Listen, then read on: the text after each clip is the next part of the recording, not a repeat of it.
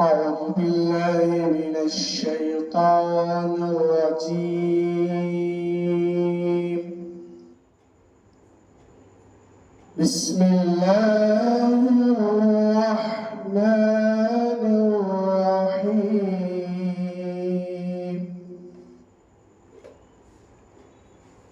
آمن الرسول بما أنزل إليه من ربه والمؤمنون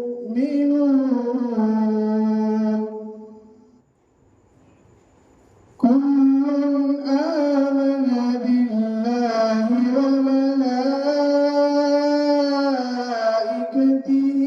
وكتبه ورسله لا نفرق بين أحد من رسله وقالوا سمعنا وأطعنا غفرانك ربنا وإليك المصير. لا يكلف الله نفسا إلا وسعها لها ما كسبت وعليها ما اكتسبت ربنا لا تؤاخذنا إن نسينا أو أخطأنا ربنا لا تؤاخذنا إن نسينا أو أخطأنا ربنا ولا تحمل علينا إصرا كما حملته على الذين من قبلنا ربنا ولا تحملنا ما لا طاقة لنا به واعف عنا واغفر لنا وارحمنا أنت مولانا فانصرنا على القوم الكافرين. صدق الله العظيم. अभी हम तिलावत कलामुल्लाह समाअत फरमा रहे थे। अल्लाह रब्बुल इज़्ज़त की तमाम किताबों में सबसे बेहतरीन और अफजल तरीन किताब सूरह बकरा की आयतें हम समाअत फरमा रहे थे। अल्लाह रब्बुल इज़्ज़त ने इस आयत में फरमाया जिस तरह से हमारा ईमान मोहम्मद अरबी सल्लल्लाहु अलैहि वसल्लम पर है, इसी तरह से नबी करीम सल्लल्लाहु अलैहि वसल्लम से पहले इस रोए जमीन पर जितने भी अंबिया तशरीफ लाए एक के बाद दीगर हमारा तमाम नबियों पर और उन नबियों पर अल्लाह रब्बुल इज़्ज़त ने जो किताबें नाजिल फरमाई उस पर हमारा ईमान है। जैसा कि हम कहते हैं आमनतु बिल्लाहि व मलाइकतिही व कुतुबिही व रुसुलिही, कि हमने अल्लाह रब्बुल इज़्ज़त पर ईमान लाया, उसके रसूलों पर ईमान लाया और उसकी किताबों पर ईमान लाया। तो जिस तरह से हम नबी करीम सल्लल्लाहु अलैहि वसल्लम पर ईमान रखते हैं, इसी तरह से नबी करीम सल्लल्लाहु अलैहि वसल्लम से पहले जितने भी अंबिया इस रोए जमीन पर तशरीफ लाए उन तमाम अंबिया पर हमारा ईमान है। इस रोए जमीन पर अल्लाह रब्बुल इज़्ज़त के बाद अगर किसी हस्ती का तज़किरा किया जाता है और उसकी शान बयान की जाती है तो वो हमारे और आपके सरवरे कौनैन मोहम्मद अरबी सल्लल्लाहु अलैहि वसल्लम हैं, जिनके बारे में अल्लाह रब्बुल इज़्ज़त कुरान पाक में जगह जगह आपने उनकी शान बयान फरमाई है। कहीं फरमाया व रफ़अना लका ज़िक्रक, कि हमने आपके जिक्र को पूरी दुनिया में फैला दिया, हमने आपका जिक्र इस रोए जमीन से आसमान तक पहुंचा दिया। پھر ہم کبھی کلمہ طیبہ میں ذکر کرتے ہیں لا الہ الا اللہ کہ کوئی معبود نہیں اللہ تعالیٰ کے سوا، لیکن اس کے بعد ہی ذکر کرتے ہیں محمد رسول اللہ کہ محمد صلی اللہ علیہ وسلم اللہ کے رسول ہیں۔ پھر ہم کہیں گواہی دیتے ہیں واشہد اشہد ان لا الہ الا اللہ کہ میں گواہی دیتا ہوں کہ اللہ رب العزت کے علاوہ کوئی معبود نہیں، کوئی عبادت کے لائق نہیں، کوئی پوجا کرنے کے لائق نہیں۔ پھر اسی کے ساتھ ہم شہادت دیتے ہیں واشہد ان محمد رسول اللہ، اور میں گواہی دیتا ہوں کہ محمد عربی صلی اللہ علیہ وسلم اللہ کے رسول ہے۔ لہذا میں نبی کریم صلی اللہ علیہ وسلم دربار رسالت میں نذرانہ عقیدت پیش کرنے کے لیے عزیزہ محمد غفران سلمہ کو دعوت دیتا ہوں کہ وہ تشریف لائیں اور نعت پاک سے ہم تمام کی دلوں کو مسحور فرمائیں۔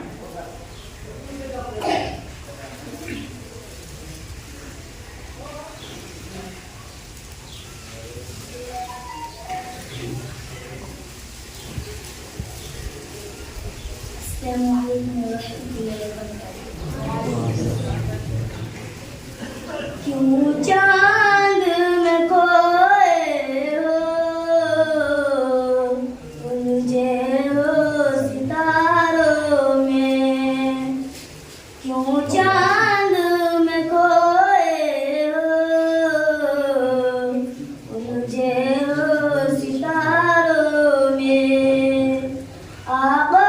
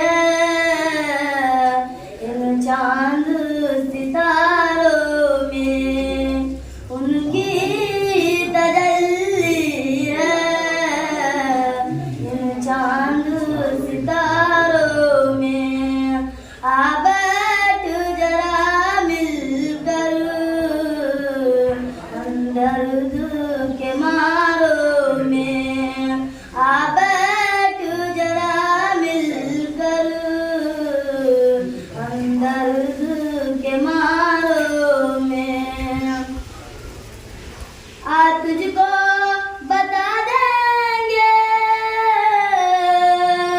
جنت کسے کہتے ہیں، تجھ کو بتا دیں گے جنت کسے کہتے ہیں،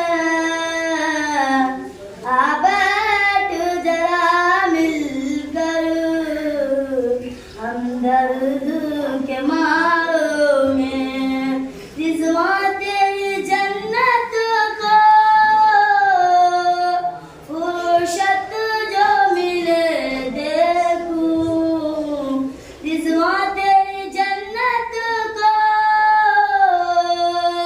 فرصت جو ملے دیکھوں، کوئی ہے بھی نظر طیبہ کے نظاروں میں، کوئی ہے بھی نظر طیبہ کے نظاروں میں، اے کاش کبوتر ہم بن کے ہی رہے ہوتے، اے کاش کبوتر ہم بن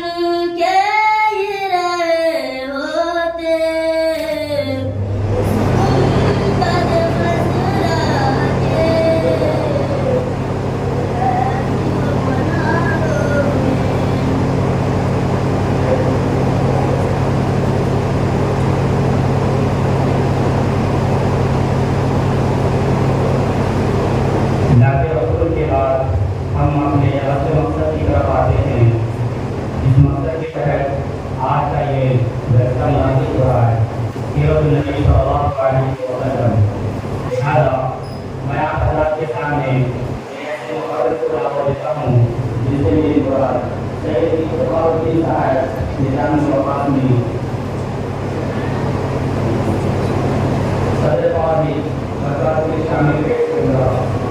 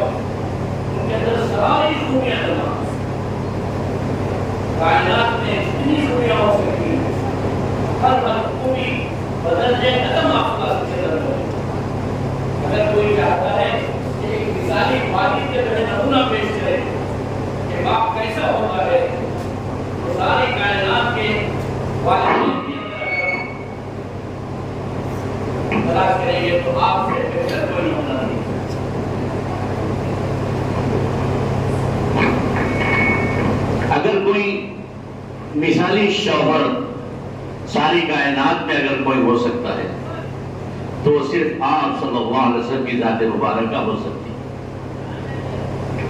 کوئی معلم، کوئی مدرس، کوئی مجاہد، کوئی جنرل اور کوئی مدبر مفکر اگر کوئی ہو سکتا ہے، ہر طریقے سے آپ کی ذات مبارک اعلیٰ ترین نمونہ ہے۔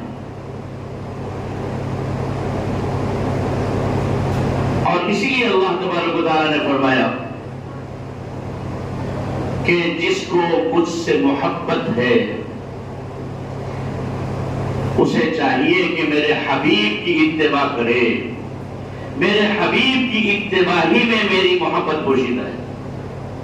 قُلْ إِن كُنتُمْ تُحِبُّونَ اللَّهَ، آپ فرما دیجئے کہ اگر تم اللہ سے محبت کا دعویٰ کرتے ہو، فَاتَّبِعُونِي، تو تمہیں میری اتباع کرنی ہو۔ یحببکم اللہ، تب اللہ تم سے محبت فرمائے۔ اللہ اکبر۔ اللہ نے اپنی مرضی، اپنی محبت نبی صلی اللہ علیہ وسلم کی اتباع میں رکھی ہے۔ اور ایک جگہ اللہ تبارک و تعالیٰ فرماتے ہیں کہ ہم اللہ کی مانتے ہیں، اللہ کے احکامات کو مانتے ہیں، تو اللہ کیا فرماتے ہیں؟ مَن يُطِعِ الرَّسُولَ فَقَدْ أَطَاعَ اللَّهَ، جس نے رسول کی اتباع کر لی، رسول کی اطاعت کر لی، گویا اس نے میری اتباع کی، میری بات مانا۔ تو جو اللہ نے ایسے اختیار دیا، اللہ اکبر، کہ جو میرے حبیب کی مانے، گویا وہ میری مان رہا ہے۔ اور ایک جگہ اللہ تبارک و تعالیٰ فرماتے ہیں وَمَا أَرْسَلْنَا مِن رَّسُولٍ إِلَّا لِيُطَاعَ بِإِذْنِ اللَّهِ، کہ رسولوں کو بھیجنے کا مقصد اللہ فرماتے ہیں کہ ہم نے روئے زمین پر کوئی ایسا رسول نہیں بھیجا کہ جس کی اتباع کرنے کا ہم نے حکم نہ دیا ہو۔ تو معلوم ہوا کہ رسول کا مقصد ہی یہ ہے کہ ان کی اتباع اور ان کی اطاعت کی جائے۔ کوئی ایسا رسول دنیا میں نہیں آیا کہ صرف رسالت کو پہنچایا اور بس اتباع کرنے کی کوئی ضرورت نہیں۔ کہ فرماتے ہیں کہ میں نے کوئی رسول ایسا نہیں بھیجا کہ جس کی اطاعت کو لازم نہ قرار دیا۔ بِإِذْنِ اللَّهِ، یہ میرا حکم ہے۔ رسولوں کی اتباع کرنا، رسولوں کی پیروی کرنا، یہ اللہ کا حکم ہے۔ تو محترم حاضرین، تفصیل تو بہت ہے، اللہ اکبر، اس رسول کی شان کیا بیان کی جائے۔ میں آپ کو موجودہ حالات کے اعتبار سے آپ صلی اللہ علیہ وسلم کی ایک چھوٹے سے پہلو کی طرف جو ہے آپ بات کو لے کے چلتا ہوں۔ وہ یہ ہے کہ ہم دیکھ رہے ہیں موجودہ حالات میں مسلمان پریشانیوں میں، مصیبتوں میں، آزمائشوں میں، اور پتہ نہیں کیسی کیسی مصیبتوں میں جو ہے مبتلا ہو رہے ہیں۔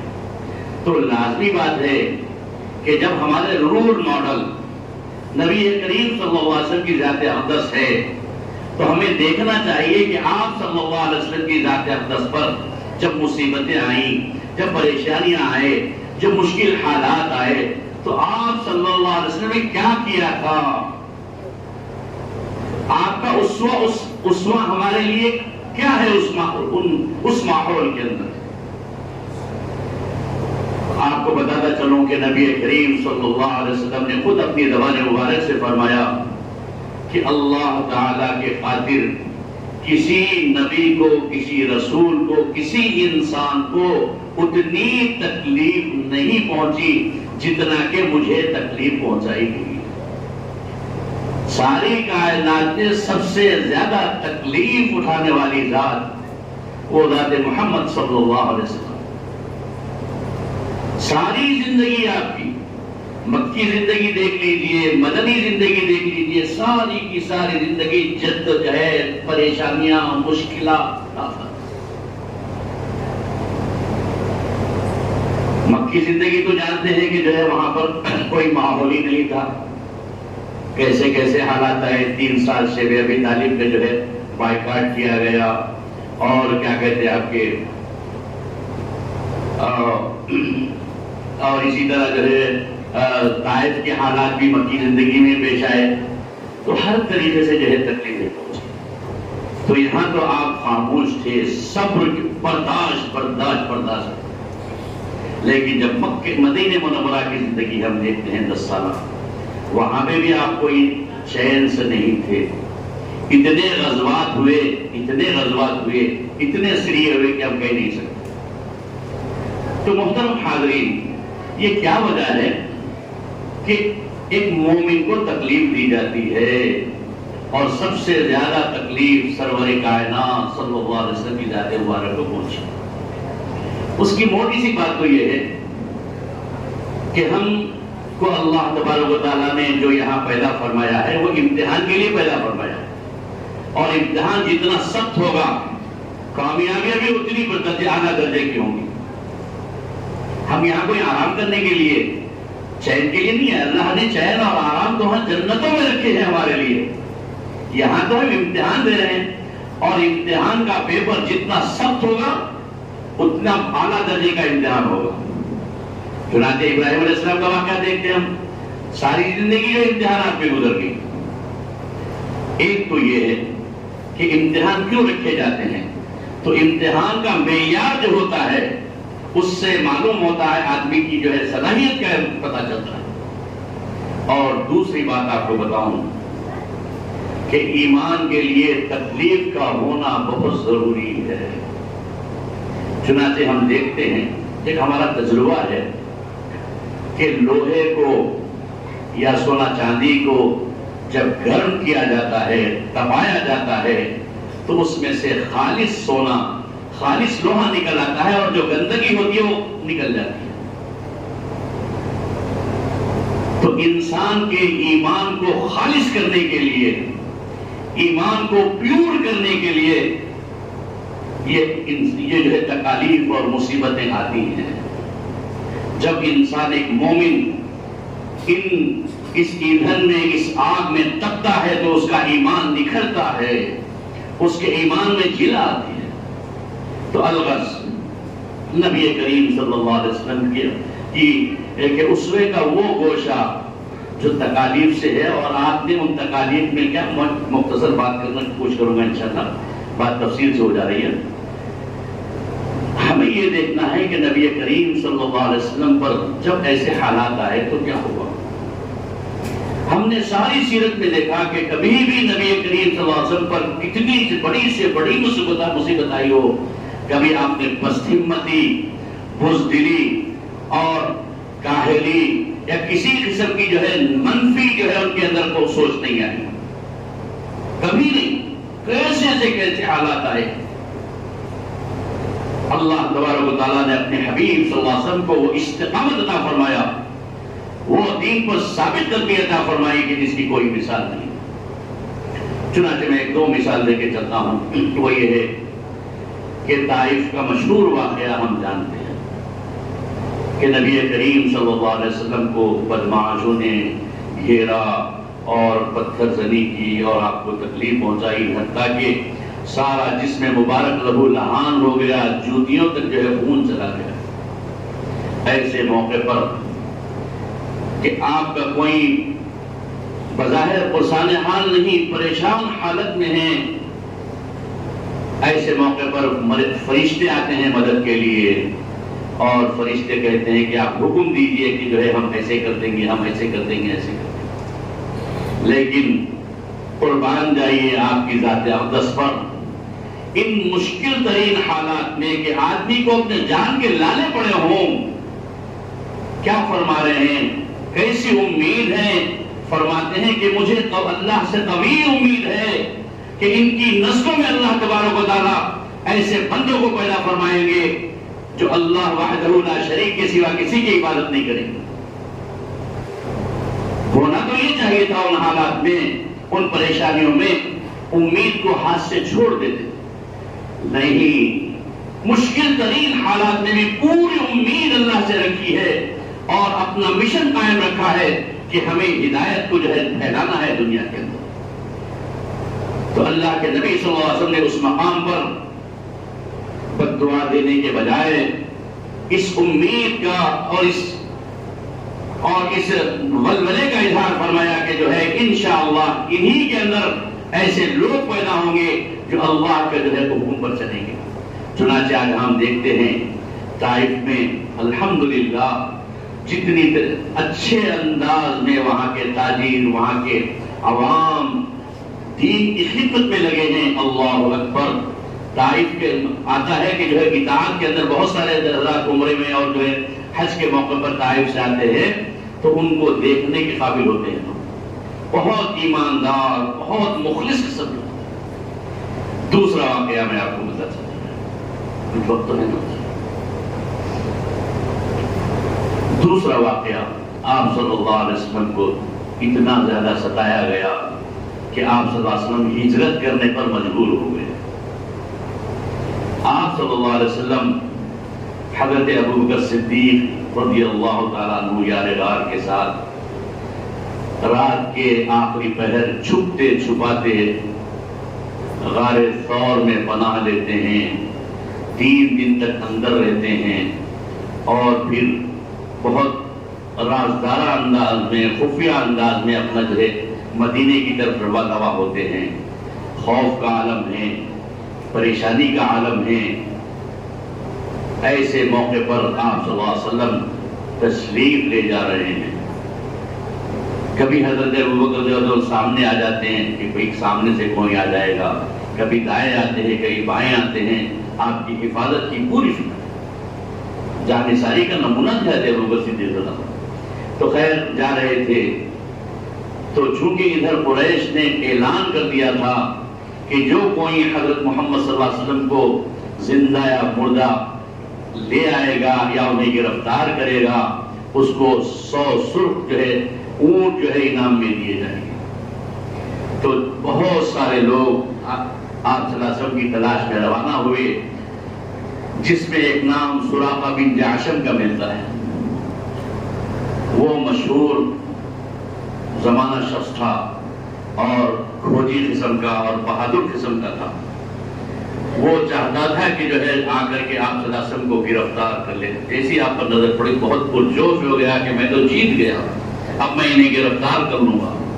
اور جیسے جیسے وہ قریب پہنچا، اللہ کا کرنا کہ اس کا گھوڑا دھس گیا گھٹنے تک۔ پھر اس کے بعد جب آپ صلی اللہ علیہ وسلم آگے گئے، پھر اس کا گھوڑا سیدھا ہوا، پھر جیسے یہ گرفتار کرنے کی ارادے بڑھتا ہے، پھر آگے جو ہے پھر گھوڑا جو ہے سٹ پڑا جاتا ہے۔ ایسے موقع پر سراقہ بن جعشم پریشان ہوتا ہے اور آپ سے معافی مانگتا ہے۔ اب دیکھیے کہ کیا حالات ہیں، بہت مشکل ترین حالات ہیں، چھپتے چھپاتے راتوں رات سفر کر رہے ہیں، لیکن آپ کی نظر اس وقت کس بات پر ہے؟ تو سراقہ کو بولتے ہیں کہ اے سراقہ، جب یہ معافی مانگ کر کے جو ہے جاتا ہے اور یہ کہتا ہے کہ میں بتا دوں گا کہ اس راستے پر کوئی نہیں ہے، اگر کوئی ادھر آ بھی رہا ہے تو میں ان کو واپس لوٹا دوں گا اور آپ کا راستہ اور پتہ نہیں بتاؤں گا۔ وعدہ کر کے جب نکلتا ہے تو آواز دیتے ہیں کہ اے سراقہ ادھر آؤ۔ سراقہ کو جو ہے یہ کہتے ہیں کہ میں تمہارے ہاتھوں میں قیصر روم کے کنگن دیکھ رہا ہوں، تکلیف کے حالات ہے لیکن امید اللہ سے اور اللہ کی ذات پر یقین دیکھیے کہ حالات کے حالات وہاں پر اپنی جان اڑ جانا مشکل ہے، لیکن آپ صلی اللہ علیہ وسلم کی نظر کہاں پر ہے؟ سراقہ بن جعشم کو یہ خوشخبری دیتے ہیں کہ قیصر و کسریٰ کے محل فتح ہوں گے اور اس کے کنگن تم پہنو گے۔ چنانچہ حضور صلی اللہ علیہ وسلم کے زمانے کے بعد، حضرت ابوبکر صدیق رضی اللہ عنہ کے زمانے کے بعد، حضرت عمر رضی اللہ تعالیٰ عنہ کے زمانے میں جب قیصر روم کے زیورات آ گئے تو انہوں نے سراقہ بن جعشم کو بلایا، اور حالانکہ سونا پہننا جائز نہیں ہے اسلام میں، لیکن اللہ کے رسول کی پیشن گوئی کو مکمل کرنے کے لیے سراقہ بن جعشم کو بلایا اور وہ کنگن جو ہے ان کے ہاتھ میں پہنائے۔ کیسے کیسے مشکل حالات میں اس کا نتیجہ ہم دیکھتے ہیں کہ اللہ کے نبی صلی اللہ علیہ وسلم کی کیا توقعات تھی، کیا امیدیں تھی، کیا حوصلہ تھا۔ اور ایک آخری بات کو کہہ کر میں اپنی بات ختم کرتا ہوں کہ اللہ کے نبی صلی اللہ علیہ وسلم مدینہ منورہ میں ایک بہت بڑا مشکل ترین غزوہ جسے غزوہ خندق کہا جاتا ہے، عرب کے سارے قبائل نے سوچ لیا کہ چھوٹی موٹی جنگیں بہت ہو گئی، بہت ہم نے ان کو کوشش کیا کہ زیر کر کے ختم کر دیں، لیکن ہم نہیں کر پائے، تو ایسا کریں گے کہ فائنل حملہ کریں گے کہ جس میں سارے اڑوس پڑوس کے جتنے بھی قبائل جو اسلام کے مخالف تھے، دشمن تھے، سب کو جمع کیا اور کہہ دیا کہ اب بہت ہو چکا ہے، یہ آخری فائنل ہے، ہم مدینے کی اینٹ سے اینٹ بجا دیں گے، ہم مدینے کو تباہ و تاراج کر دیں گے، اس کے بعد کبھی جنگ کی نوبت ہی نہیں آئے گی۔ بہت بڑی تیاری، اور یہاں پر مدینہ منورہ میں عورتوں اور جو ہے معصوم بچوں کے علاوہ اگر کچھ لوگ تھے تو 70-80 یا کچھ ایسے ہی کچھ تعداد بتائی گئی جو مجھے غالب ہو جاتا، لیکن بہت مختصر تھا، اور حملہ اتنا شدید کہ چاروں طرف کے جتنے بھی جو ہے قبائل ہیں، سب کے سب نے سوچ لیا ہے کہ فائنل حملہ کرنا ہے۔ جب آپ صلی اللہ علیہ وسلم کو اس حملے کی اطلاع ملی تو دیکھا گیا کہ مقابلے کا کوئی تصور نہیں ہے، یہاں پر ان کی تعداد اور اپنی تعداد میں کوئی مماثلت نہیں ہے، تو لہذا دشمن کے اس جم غفیر سے بچنے کے لیے ہمیں کیا کرنا چاہیے؟ تو مدینے کے اطراف خندق کھودنا شروع کی گئی کہ تاکہ دشمن مدینے میں داخل نہ ہو سکے، اسے غزوہ خندق بھی کہا جاتا ہے۔ اس غزوہ خندق کے حالات، اس وقت کے حالات بہت خطرناک تھے، مسلمانوں کے پاس نہ دولت تھی نہ اسلحہ تھے، کچھ نہیں تھا، بہت پریشان تھے، کچھ نہیں تھے مطلب بہت مختصر تھا۔ اور اسی غزوہ خندق کے تعلق سے آتا ہے کہ پیسہ جمع کیا گیا، حضرت عمر رضی اللہ عنہ نے اپنے آدھا جو ہے حصہ جو ہے اللہ کے راستے میں جن کے دیا، اور حضرت ابوبکر صدیق رضی اللہ عنہ نے اپنے پورے کا پورا مال جو ہے اللہ کے راستے میں دیا۔ تو غزوہ خندق وہ غزوہ ہے جسے غزوہ احزاب بھی کہا جاتا ہے، اتنا شدید تھا اور سب سے بڑا معرکہ تھا، پورے جنگوں میں سب سے خطرناک اگر جنگ گئی تو غزوہ خندق، اور عالم یہ تھا کہ صحابہ سب بھوکے پیاسے ہیں، سب کے پیٹوں پر پتھر بنے ہیں، اس حالت میں خندق کے کھودنے کا کام چل رہا ہے، اور جب صحابہ اپنے بھوک کی شکایت کرتے ہیں اور اپنا پیٹ بتاتے ہیں کہ دیکھو ہمارے پیٹ پر پتھر بنے ہیں، تو نبی کریم صلی اللہ علیہ وسلم ان کی حوصلہ افزائی کے لیے اپنا شک کرتا اٹھا کے بتاتے ہیں کہ تمہارے پیٹوں پر تو ایک پتھر ہے، میرے پیٹ پر 2 پتھر بنے۔ اللہ، اس بے سر و سامانی کی حالت میں جہاں پر کھانے کے لیے کچھ نہ ہو اور دوسری چیز کیا ہو سکتی ہے؟ اس مشکل ترین حالات میں صحابہ کا حوصلہ بنانے کے لیے نبی کریم صلی اللہ علیہ وسلم کا اسوہ حسن آپ کو بتاتا ہوں، اللہ اکبر، ان تکلیف دہ اور مصیبت زدہ حالات کے اندر آپ نبی کریم صلی اللہ علیہ وسلم پر سارے صحابہ کدال چلا رہے ہیں، پہاڑ توڑ رہے ہیں، پتھر توڑ رہے ہیں، اور جب ایک پتھر پر کدال ماری جاتی ہے تو اس پتھر سے کچھ چنگاریاں نکلتی ہیں، تو اللہ کے نبی صلی اللہ علیہ وسلم فرماتے ہیں کہ اے صحابہ غمگین مت ہو، پریشان مت ہو، میں اس چنگاریوں کے اندر جو پتھر سے نکلی ہے میں نے دیکھا ہے، قیصر و کسریٰ کے محلات کو میں نے دیکھا ہے ان چنگاریوں کے اندر، انشاءاللہ فتح ہماری ہوگی، جیت ہماری ہوگی۔ حالات دیکھیں، کھانے کے لیے کھانا نہیں ہے، خوشخبری کیا دی جا رہی ہے؟ قیصر و کسریٰ کے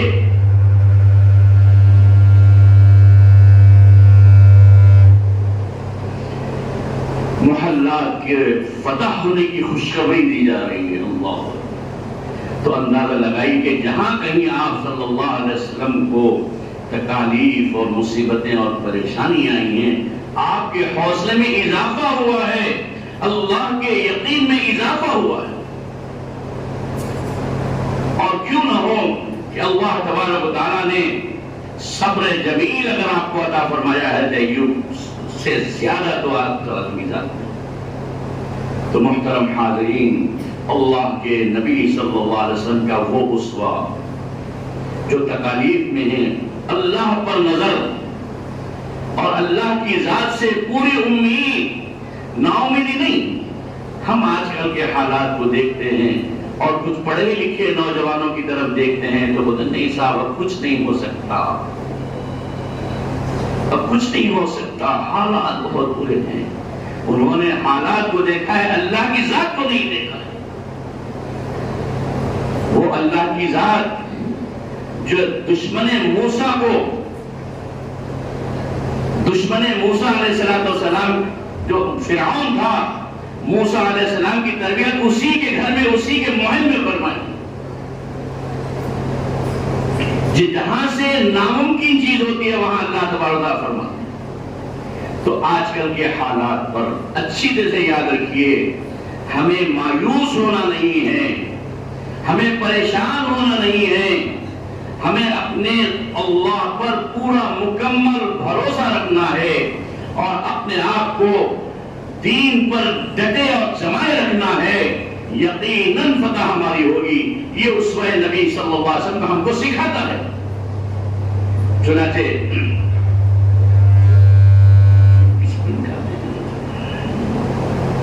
چنانچہ خود اللہ تبارک و تعالی مشکل حالات کا ذکر ایک جگہ فرماتے ہیں۔ اس آیت کا ترجمہ کر کے میں اپنی بات ختم کرتا ہوں۔ فرماتے ہیں یا ایھا الذین آمنوا اذا لقیتم فئۃ فاثبتوا واذکروا اللہ کثیرا لعلکم تفلحون۔ کیا فرماتے ہیں؟ اے ایمان والو، جب تمہارا کسی دشمن سے آمنا سامنا ہو جائے، پہلے تو اسلام اچھی طرح سے سمجھ لیجیے کبھی کسی کو مقابلے کے لیے نہیں بلاتا، اور اسلامی جتنے بھی جو ہے مقابلے ہوئے ہیں وہ مجبوراً دفاع میں ہوئے، ڈیفنس میں ہوئے۔ کبھی کوئی ایسی جنگ بتا دیجیے کہ جس میں مسلمانوں نے جا کر کسی کو کچھ قتل کیا؟ نہیں۔ جتنے بھی غزوات آپ کو ملیں گے یہ دفاع میں کیے گئے ہیں، اپنے ڈیفنس کے اندر، ڈیفنس کے لیے کیے گئے۔ تو کبھی ایسے حالات ہو جائے کہ آپ مجبور ہو جائیں، کوئی چارہ کار نہ ہو، تو اللہ اپنے کلام پاک میں کیا فرما رہے ہیں ایمان والوں کے لیے؟ یا ایھا الذین آمنوا اذا لقیتم فئۃ، جب تمہاری ملاقات ہو جائے کسی گروہ سے، آمنا سامنا ہو جائے، فاثبتوا، ہمت نہیں ہارنا، پریشان نہیں ہونا، گھبرا مت جانا، فاثبتوا، ثابت قدم ڈٹ جاؤ، اپنے عقیدے پر، اپنے ایمان پر ڈٹ جاؤ، فاثبتوا۔ اور دوسری بات فرمائیں واذکروا اللہ کثیرا، مدد کرنے والا کون ہے؟ وہ اللہ ہے، تو اس کو یاد کرنا شروع کر دو۔ واذکروا اللہ کثیرا، دوسرا کام ایک تو یہ کہ ڈٹ جانا ہے، پس ہمت نہیں ہونا ہے۔ دوسرا فرما ہے فاذکروا اللہ، اللہ کا ذکر کرنا شروع کرو کثرت کے ساتھ، لعلکم تفلحون، تمہیں فتح پا ملے گی۔ کیا دو باتیں فرمائی، اور اس کے بعد فرمایا آگے بھی کچھ ہدایت ہے، وَأَطِيعُوا اللَّهَ وَرَسُولَهُ، تیسرا کام کیا کرنا ہے؟ اللہ کی اور اللہ کے رسول کی مکمل اطاعت کرنی ہے۔ جنگ کی حالت میں بھی کیا اطاعت ہے؟ کسی عورت پر حملہ نہیں کرنا، کسی بچے پر حملہ نہیں کرنا، کسی کوئی اپنے آپ کو جو ہے ہتھیار ڈال دے اس پر حملہ نہیں کرنا۔ اسلام کی بہت ہدایت ہے، اسلام امن کا مذہب ہے۔ یہ صرف اپنے دفاع کے لیے جنگ لڑتا ہے، کسی کو ظلم کرنے کے لیے نہیں لڑتا۔ تو خیر اللہ کے حدیث فرماتے ہیں کہ یا ایھا الذین آمنوا اذا لقیتم فئۃ فاثبتوا، ثابت قدم رہو، واذکروا اللہ کثیرا لعلکم تفلحون، اللہ کا ذکر کثرت سے کرو تمہیں فلاح ملے گی۔ یاد رکھیے یہ باتیں، حالات کے حساب سے ہمیں یہ سب ذہن میں رکھنا ہے کہ ہمیں کیا کرنا ہے مشکل حالات میں۔ تیسری فرمان وَأَطِيعُوا اللَّهَ وَرَسُولَهُ، اللہ کی اور اس کے رسول کی اطاعت کو اس وقت ہی مت چھوڑنا۔ چنانچہ ہم نے دیکھا ہے جنگ چل رہی ہے، نماز کا وقت آ گیا ہے، تو اللہ کے رسول نے نماز جنگ بھی سکھائی ہے۔ شاید ہمارے کسی بھائی کو جو ہے اس جنگ کا شاید نہ معلوم ہو، دوران جنگ بھی اگر نماز کا وقت ہو جاتا ہے تو نماز اس وقت بھی ہوتی ہے، اس کا طریقہ علماء آپ کو بتائیں گے کہ وہ کیسے ہوتی ہے، کیا ہوتی ہے۔ اس وقت بھی اللہ کے رسول کی اطاعت کو نہیں چھوڑنا ہے، حالت جنگ میں بھی گھمسان سے لڑائی ہو رہی ہے، لیکن اللہ کا اور اللہ کے رسول کی اطاعت وہاں بھی ضروری ہے۔ کوئی نماز حالت جنگ میں بھی نہیں اٹھنی چاہیے۔ اور ہم اس جنگ کے بارے میں دیکھتے ہیں کہ اللہ کے رسول کی اطاعت سے فتح ہوئی، وہ کون سا کہ سارے صحابہ نے جو ہے جب مسواک کیا تو اس مسواک کی سنت، اس رسول کی اطاعت کی سنت سے دشمن کے دلوں میں ایسی ہیبت پیدا ہوئی کہ بھئی اپنے آپ کو شکست خوردہ تسلیم کر دیا۔ تو تیسری بات ثابت قدم رہنا، دوسرا اللہ کا ذکر، حالت جنگ میں بھی مصیبت میں پریشانی میں ذکر جاری رہنا ہے، تیسرا وَأَطِيعُوا اللَّهَ وَرَسُولَهُ، اللہ کی اور اللہ کے رسول کی اطاعت حالت جنگ میں بھی نہیں چھوڑنا۔ چوتھی بات فرمایا وَلَا تَنَازَعُوا، اللہ دیکھو مومنوں آپس میں جو ہے جھگڑا نہیں کرنا، جو شکست کی وجہ ہوتی ہے وہ آپسی تنازعات ہوتے ہیں، ہم میں سے ہی کوئی ایسا بندہ نکلتا ہے جو ہمارے خلاف کام کر دیتا ہے۔ تو چوتھی ہدایت یہ فرمائی کہ دیکھو مومنوں تم جو کر رہے ہو اللہ کے لیے کر رہے ہو، لہذا اپنے کسی ذاتی مصلحت کے تحت، ذاتی منفعت اور مقصد کے تحت نزاع نہیں پیدا کرنا۔ وَلَا تَنَازَعُوا، اور یاد رکھو آپسی اختلافات اپنی جگہ، لیکن آپ جس جگہ کھڑے ہو وہ اللہ کے جھنڈے کو جو ہے گاڑنے کے لیے ہے۔ آپسی اختلافات آج کل ہم دیکھ رہے ہیں کہ کیسے کیسے اختلافات ہیں، اللہ اکبر، اللہ محفوظ فرمائے سنو۔ تو چوتھی ہدایت اللہ فرماتے ہیں خراب حالات میں کیا کرنا ہے، وَلَا تَنَازَعُوا، آپس میں نزاع سے پرہیز کرو۔ اس سے کیا ہوگا، خود اللہ اس کا نتیجہ فرماتے فَتَفْشَلُوا، تم فشل ہو جاؤ گے، سند ہو جاؤ گے، ناکارہ ہو جاؤ گے، جس طرح پیرالائز ہوتے ہیں مسلم، اگر آپس میں لڑیں گے تو کیا پیرالائز ہو جائیں گے، چھوٹا معصوم بچہ بھی آپ کو جو ہے چپڑ مار سکتا ہے۔ تو چھوٹی ہدایت اللہ پر وَلَا تَنَازَعُوا، اور آپس میں نزاع مت کرو، فَتَفْشَلُوا، ایک تو کیا ہوگا، تم فشل ہو جاؤ گے، پیرالائز ہو گئے، ہاتھ پاؤں سند ہو جائیں گے، وَتَذْهَبَ رِيحُكُمْ، اور تمہاری ہوا روب دبدبا چلا جائے گا۔ جو دشمن کے دل میں خوف اور جو تمہارا دبدبا اور جو ہے تمہاری کیا کہیں گے تمہارا جو خوف ہے، کیا ہوگا جو آپس میں لڑیں گے تو جو دشمن پہ جو تمہارا روب تھا وہ ختم ہو جائے گا۔ اور آخری بات فرمائی وَاصْبِرُوا، کچھ بھی ہو جائے، جانیں کم ہو جائے، مال کم ہو جائے، کوئی بھی مصیبت کی وجہ نہ آ جائے، وَاصْبِرُوا، صبر کرو، ان اللہ مع الصابرین، بے شک اللہ تبارک و تعالی صبر کرنے والوں کے ساتھ۔ تو محترم حاضرین کرام، اللہ تبارک و تعالی ہمیں اسوہ نبی صلی اللہ علیہ وسلم پر پورے طریقے سے عمل کرنے کی توفیق عطا فرمائے۔ حالات دنیا کے کیسے کیسے کیوں نہ ہو جائے، ہمارا کلمہ ہم سے جانے نہ پائے، ہمیں اللہ کی رسی کو مضبوطی سے پکڑنے سے کوئی چیز روکنے نہ پائے۔ اللہ تبارک و تعالیٰ ساری قوم کو عزت عطا فرمائے اور مشکل حالات سے ہم سب کی حفاظت فرمائے، اور نبی کریم صلی اللہ علیہ وسلم کی اطاعت ہر موقع پر کرنے کی توفیق عطا فرمائے۔ وآخر دعوانا الحمد للہ رب العالمین۔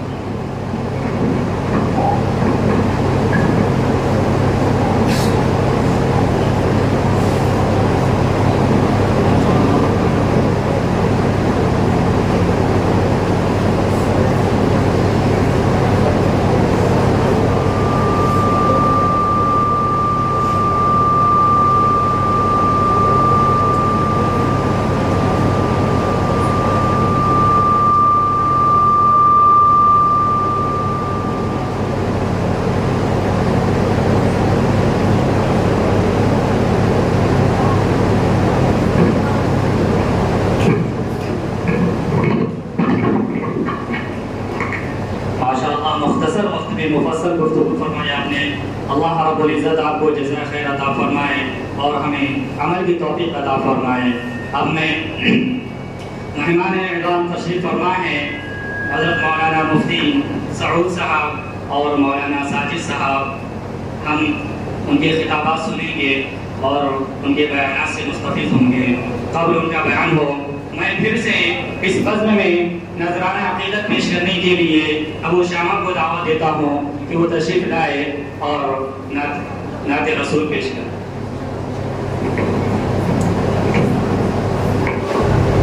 السلام علیکم ورحمۃ اللہ وبرکاتہ۔ چین قواری کسی پل، کوئی دل کی دوا تو بتائے۔ چین قواری کسی پل، کوئی دل کی دوا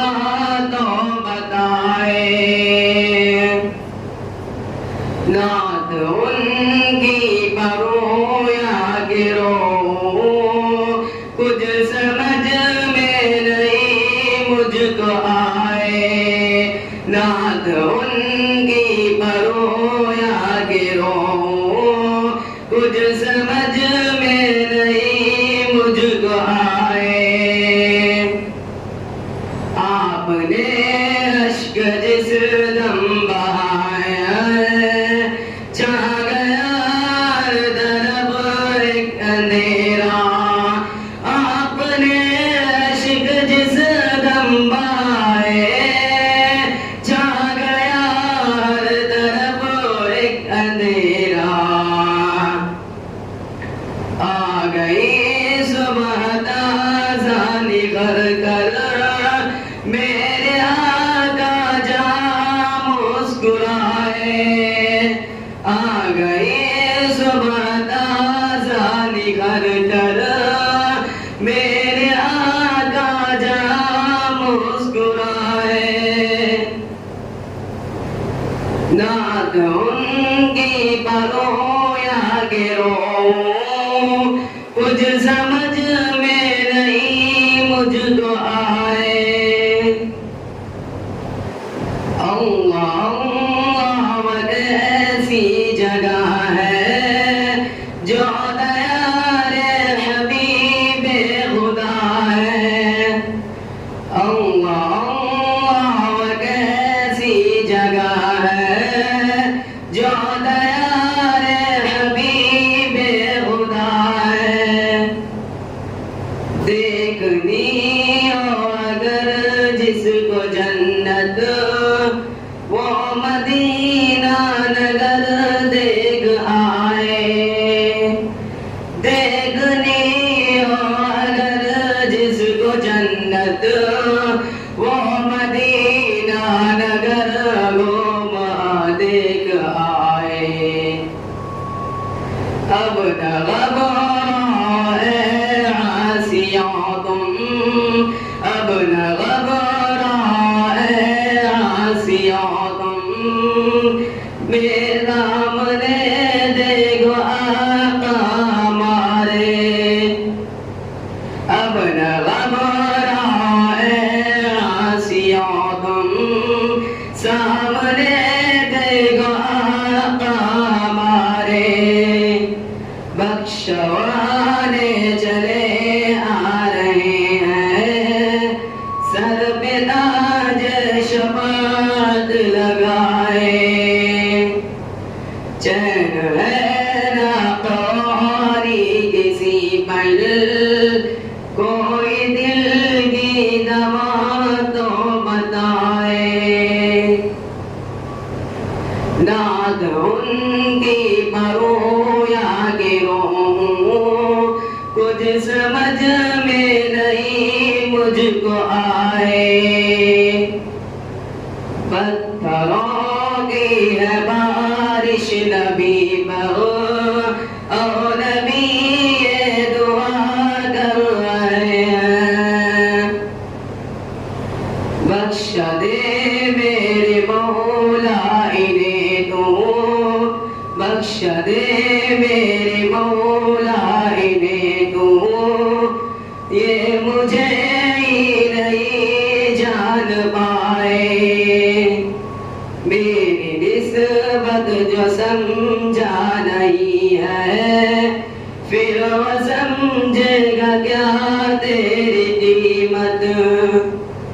میں غلام نبی ہوں ظہر، میں غلام نبی ہوں ظہر، میرا دشمن مجھے کیا مٹائے، چین ہے نہ قاری کسی پل، کوئی دل کی دوا تو بتائے۔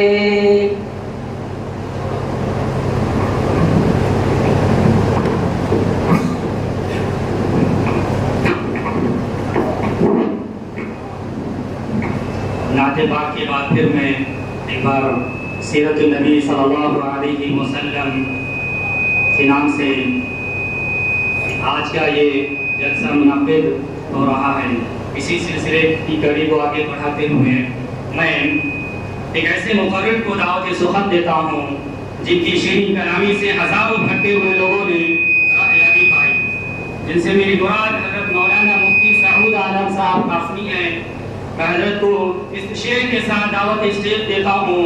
رسالت کو شرف ہے ذات اقدس کے تعلق سے، رسالت کو شرف ہے ذات اقدس کے تعلق سے، نبوت ناز کرتی ہے ختم الانبیاء تم ہو، کہاں ممکن تیری تعریف حضرت مختصر یہ ہے، کہاں ممکن تیری تعریف حضرت مختصر یہ ہے، دو عالم مل کے جو کچھ بھی کہے اس سے سوا تم ہو۔ بسم الله الرحمن الرحيم الحمد لله رب العالمين والصلاة والسلام على سيد الأنبياء والمرسلين وعلى آله وأصحابه وأوليائه أجمعين، أما بعد، فقد قال الله جل وعلا في كتابه المجيد والفرقان الحميد: أعوذ بالله من الشيطان الرجيم، بسم الله الرحمن الرحيم، لقد كان لكم في رسول الله أسوة حسنة، وقال تعالى: وما أرسلناك إلا رحمة للعالمين، وقال تعالى: قل إن كنتم تحبون الله فاتبعوني يحببكم الله ويغفر لكم ذنوبكم والله غفور رحيم، صدق الله مولانا العظيم۔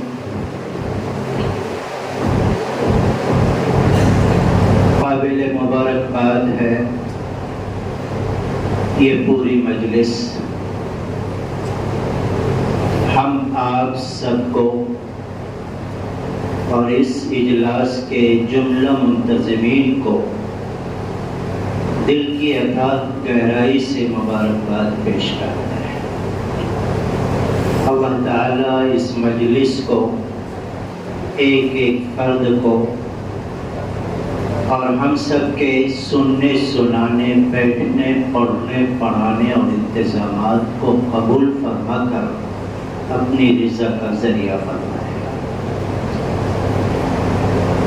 وأحسن منك لم تر قط عيني،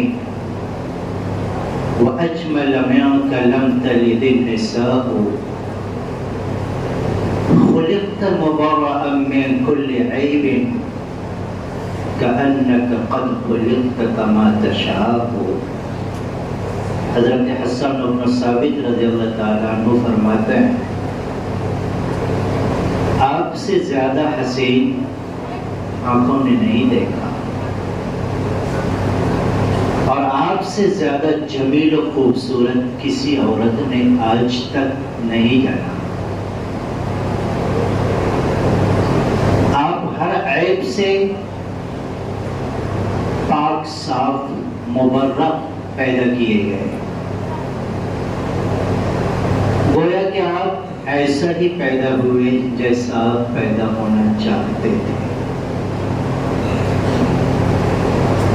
حضرت مولانا علی رحمۃ اللہ علیہ نے فرمایا،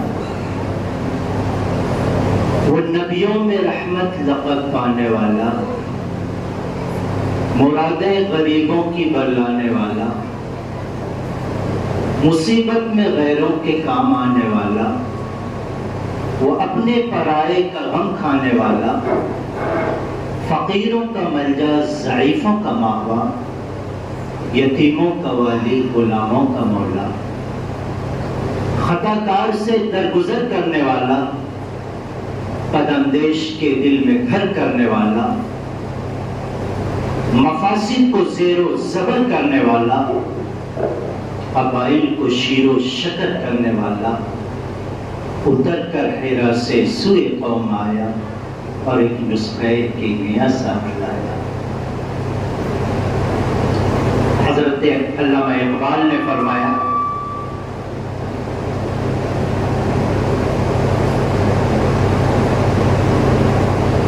وہ دانائے سبل ختم الرسل مولائے کل جس نے غبار راہ کو بخشا فروغ وادی سینا، نگاہ عشق و مستی میں وہی اول وہی آخر، وہی قرآن وہی فرقان وہی یاسین وہی تھا۔ بھائیو، محمد کی محبت دین حق کی شرط اول ہے۔ محمد کی محبت دین حق کی شرط اول ہے، اسی میں ہو اگر خامی تو سب کچھ نامکمل ہے۔ اور ہم سنوریں گے کیسے؟ شکوہ کا آخری شعر، جواب شکوہ کا کہ محمد سے وفا تو نے تو ہم تیرے ہیں، یہ جہاں چیز ہے کیا لوح و قلم تیرے ہیں۔ تختی آپ کے ہاتھ میں ہے، قلم بھی آپ کے ہاتھ میں ہے، تقدیر لکھ لو بس محمد کے دامن کو پکڑ لو مضبوطی سے، اس کے بعد تختی کاغذ پینسل آپ کے ہاتھ میں ہے، جو تقدیر چاہو لکھ لو۔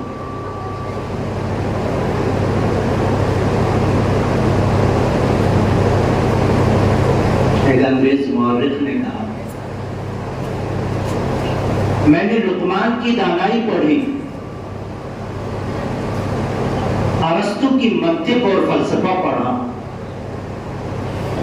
ابو علی سینا کی حذاقت و طباقت پڑھی، رستم و سہراب کا جائزہ لیا، لیکن عرب و عجم کی ساری لیڈرشپ کو پڑھا، لینن و کارل مارکس کے فارمولے پڑھے، لیکن مجھے ایسا قائد جس کی شخصیت کا ہر پہلو بے داغ ہو کوئی نظر نہیں آتا سوائے محمد عربی صلی اللہ علیہ وسلم۔ محبت سے کہیے صلی اللہ علیہ وسلم۔ He was the only man in history who was supremely successful on both religious and secular level۔ وہ ہیں ہمارے محمد who was the prophet محمد رسول اللہ صلی اللہ علیہ وسلم۔ ہمیں فخر ہے کہ الحمدللہ اللہ نے ہم میں سے ایک ایک فرد کو اس نبی کی امت میں پیدا کیا جس کی امت میں پیدا ہونے کے لیے پچھلے کئی نبیوں نے دعا کی تھی۔ ٹائم مجھے ملا ہے 15 منٹ اور یہ وقت کا تقاضا بھی ہے، ابھی 10 منٹ بھی ملتا تو بہت ہے کیونکہ بڑے حضرت تشریف لا رہے ہیں۔ اور میں نے 3 آیتیں پڑھی ہیں، 3 آیت پر تفصیلی اور توضیحی گفتگو کرنے کے لیے کم سے کم 3 رات چاہیے، اور میں آپ کو ان میں سے چن کر مشت نمونہ از خروارے کے طور پر کچھ پیام زبان سے نکال کر آپ کے دل میں دستک دینے کے لیے لایا ہوں اور آپ سے غور توجہ چاہتا ہوں۔ انشاءاللہ سنیں گے۔ پہلی بات ہمارے ان معصوم بچوں کے لیے، چھوٹے چھوٹے بچے جو نظر آ رہے ہیں اور انہی کے سروں کا سمندر ہے، اللہ تعالیٰ آپ سب کو ایک اور نیک بنائے۔ ہمارے نبی کی زندگی پوری کی پوری نمونہ ہے، بس فرق بات یہ ہے کہ نبوت سے پہلے کی زندگی سے استدلال اور استشہاد پیش نہیں کر سکتے، اور نبوت کے بعد کی جو زندگی ہے وہ بینہ ہے، حجت ہے اور دلیل ہے، لیکن نمونہ پوری زندگی ہے۔ بچپن میں ایک دفعہ، کل میں نے جگن گوڑا میں بھی بتایا، ہمارے نبی کو بچوں نے بے صدر یعنی ننگا کرنا چاہا۔ ہمارے نبی صلی اللہ علیہ وسلم بے ہوش ہو گئے۔ عزیز بچوں، آنکھ کی روشنی میری طرف بھیجو، میں آپ کو کچھ دینا چاہ رہا ہوں۔ آپ لوگ جب کبڈی کھیلتے ہو، فٹ بال کھیلتے ہو، تیراکی کرتے ہو یا اور کوئی جائز کھیل کھیلتے ہو، اس وقت اپنی لنگوٹی مت کسو، کچھا مت مارو، گھٹنا سے اوپر کپڑا مت کرو، یہ ناجائز ہے، حرام ہے، حرام ہے، حرام ہے۔ لوگ کہتے ہیں کہ ابھی بچہ ہے، جانے دو، چلے گا۔ بابا نے ٹوکا تو اماں کہتی جان دو نا جی، بچہ ہے نا، کہیں کو اتنا۔ ہمارے نبی سے زیادہ شفیق ہیں آپ، زیادہ مہربان ہیں آپ، جو تمہیں واپسی امتی امتی کہہ رہے ہیں اس سے زیادہ شفیق ہیں آپ۔ سیدنا حضرت حسن بن علی نے ایک دفعہ صدقہ کی کھجور اٹھا لی اور منہ میں ڈال لی۔ اب ہمارے نبی جو نانا ہیں اور نواسے اتنے چاہتے ہیں کہ نماز میں اگر کندھے پہ آن چڑھتے ہیں تو ان کے لیے سجدہ دراز کر دیتے ہیں۔ آگے حضور کا رویہ دیکھیے اور غصہ دیکھیے۔ یا غلام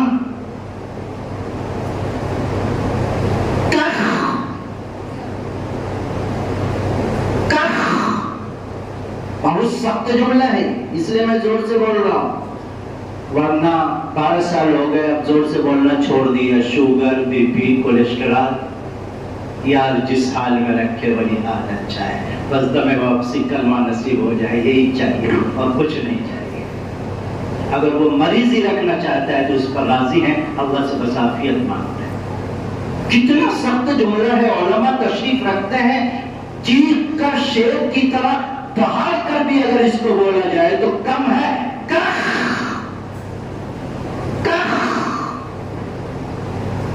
اے بچے، تھوک اس کو، الٹی کر دے اس کو۔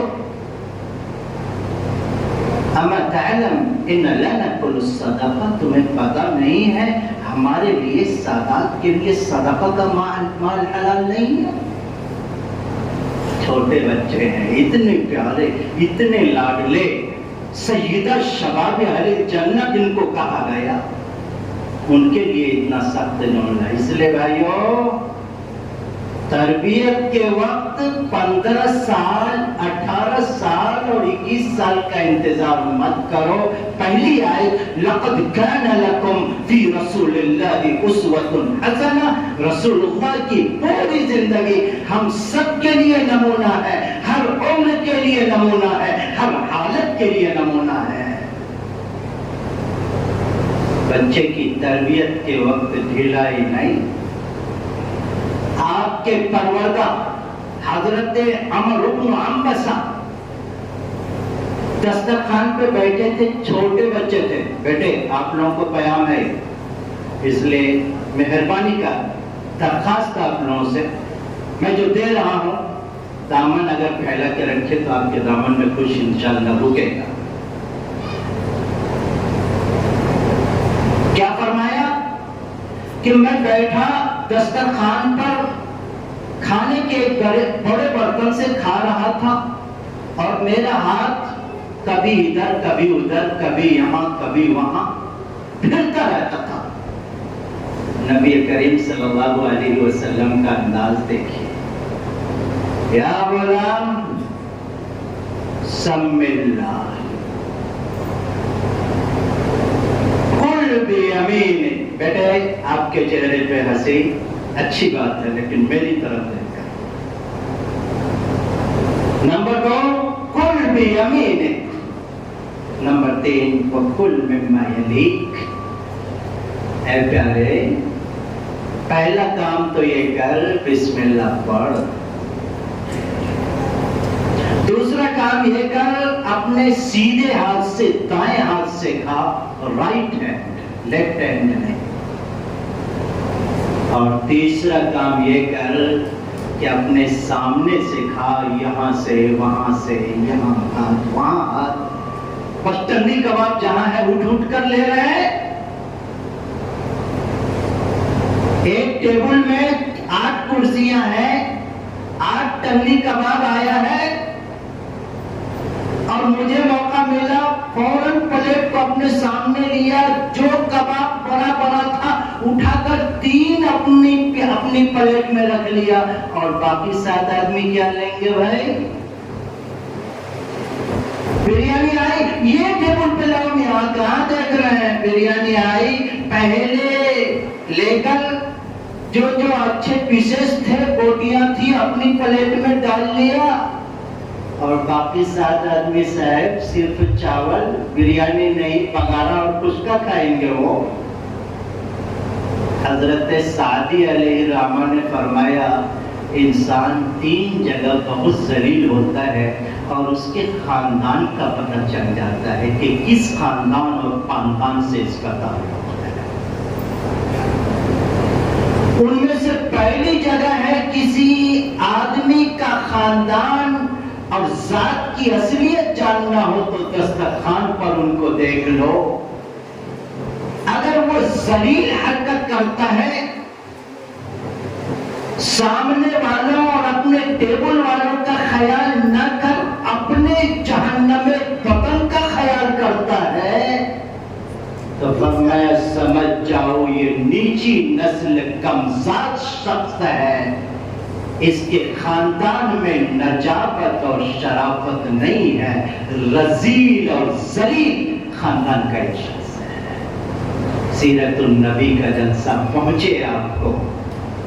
लक़द कान लकुम फी रसूलिल्लाहि उस्वतुन हसना। तहक़ीक़ रसूलुल्लाह की जिंदगी में तुम सब के लिए, लकुम का लफ्ज है, उस्वतुन हसना नमूना है, इसमें हम भी दाखिल हैं और दुनिया में बसने वाला एक एक फर्द इंसान दाखिल है, सबके लिए नमूना है।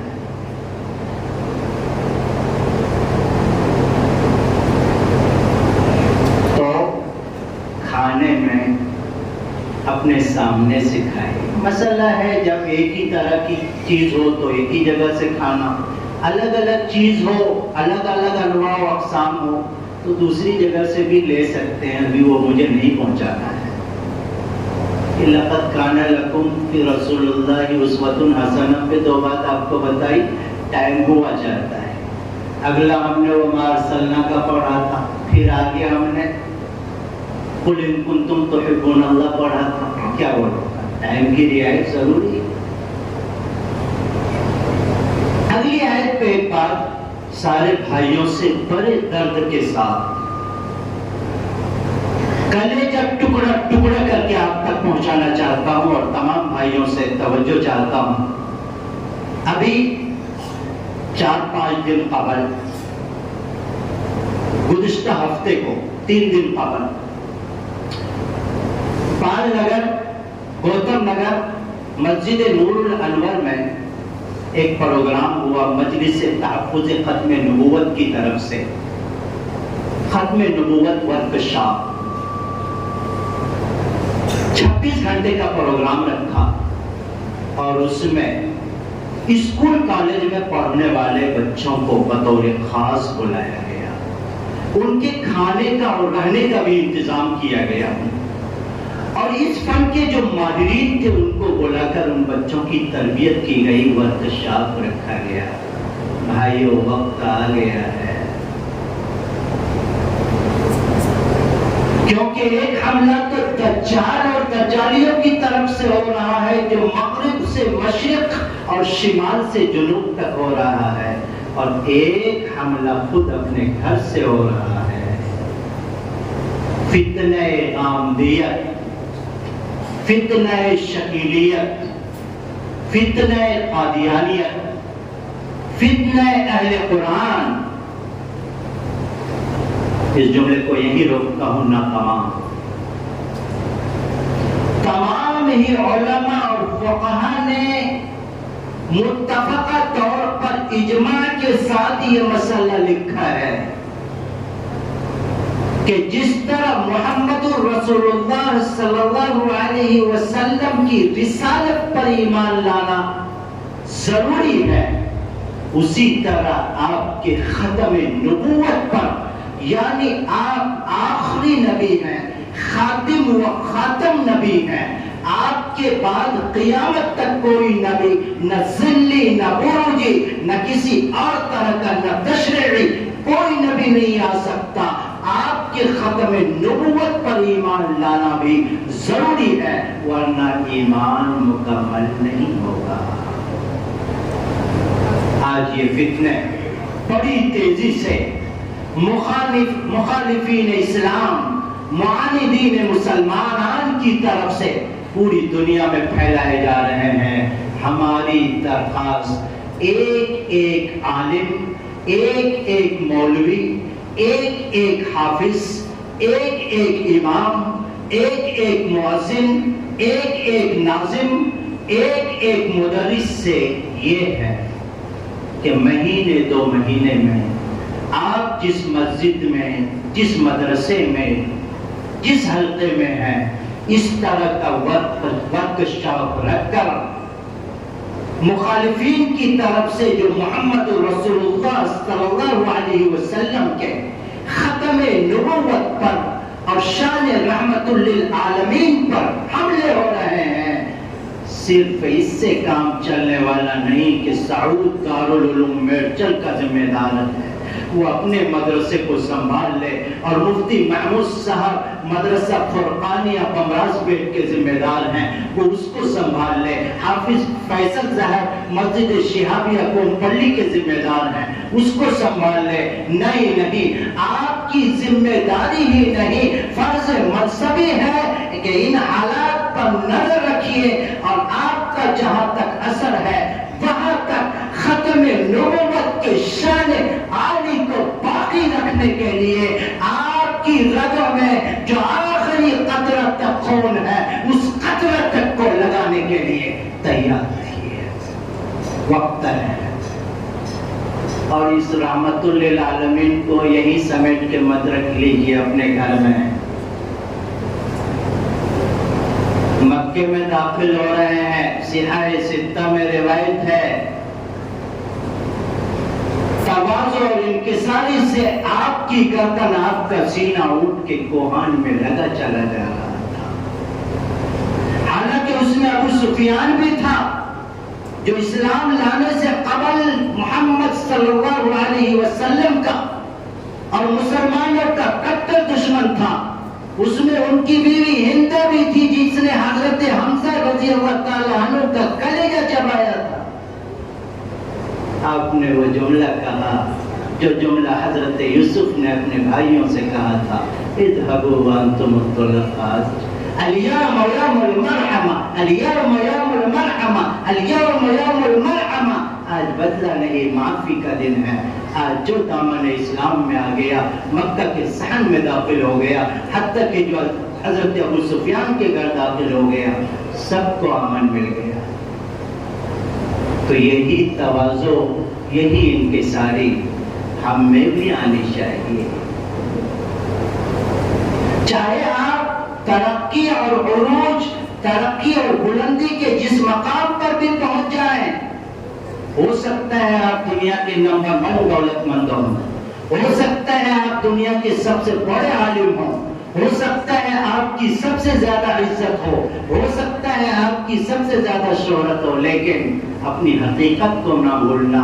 منہا خلقناکم، اے انسانوں تم مٹی سے بنے ہو، وفیہا نعیدکم، اے انسانوں تم مٹی میں ملنے والے ہو، ومنہا نخرجکم تارۃ اخری، اور اسی سے دوبارہ اٹھائے جانے والے ہو۔ لقد كان لكم في رسول الله أسوة حسنة وما أرسلناك إلا رحمة للعالمين. ہمارے نبی نے کبھی کسی سے بدلہ نہیں لیا. اس شان رحمت کو اپنی زندگی بنانے کی ضرورت ہے اور وقت آ چکا ہے کہ آپ کا جن جن سے رابطہ ہے, آپ کا جن جن سے تعلق ہے, ان تک جناب رحمت للعالمین کی اس شان رحمت کو شیئر کیجئے اور بتائیے کہ اسلام بھوکوں کو کھانا کھلانے کا نام ہے, اسلام پیاسوں کو پانی پلانے کا نام ہے, اسلام بے کسوں کا سہارا بننے کا نام ہے, اسلام یتیموں کا والی بننے کا نام ہے, اسلام غریبوں کے منجا بننے کا نام ہے, اسلام مفاسد کو زیر و زبر کرنے کا نام ہے, اسلام قبائل کو شیر و شکر کرنے کا نام ہے, اسلام آپسی بھائی چارگی, آپسی میل و محبت, آپسی اخوت کا نام ہے.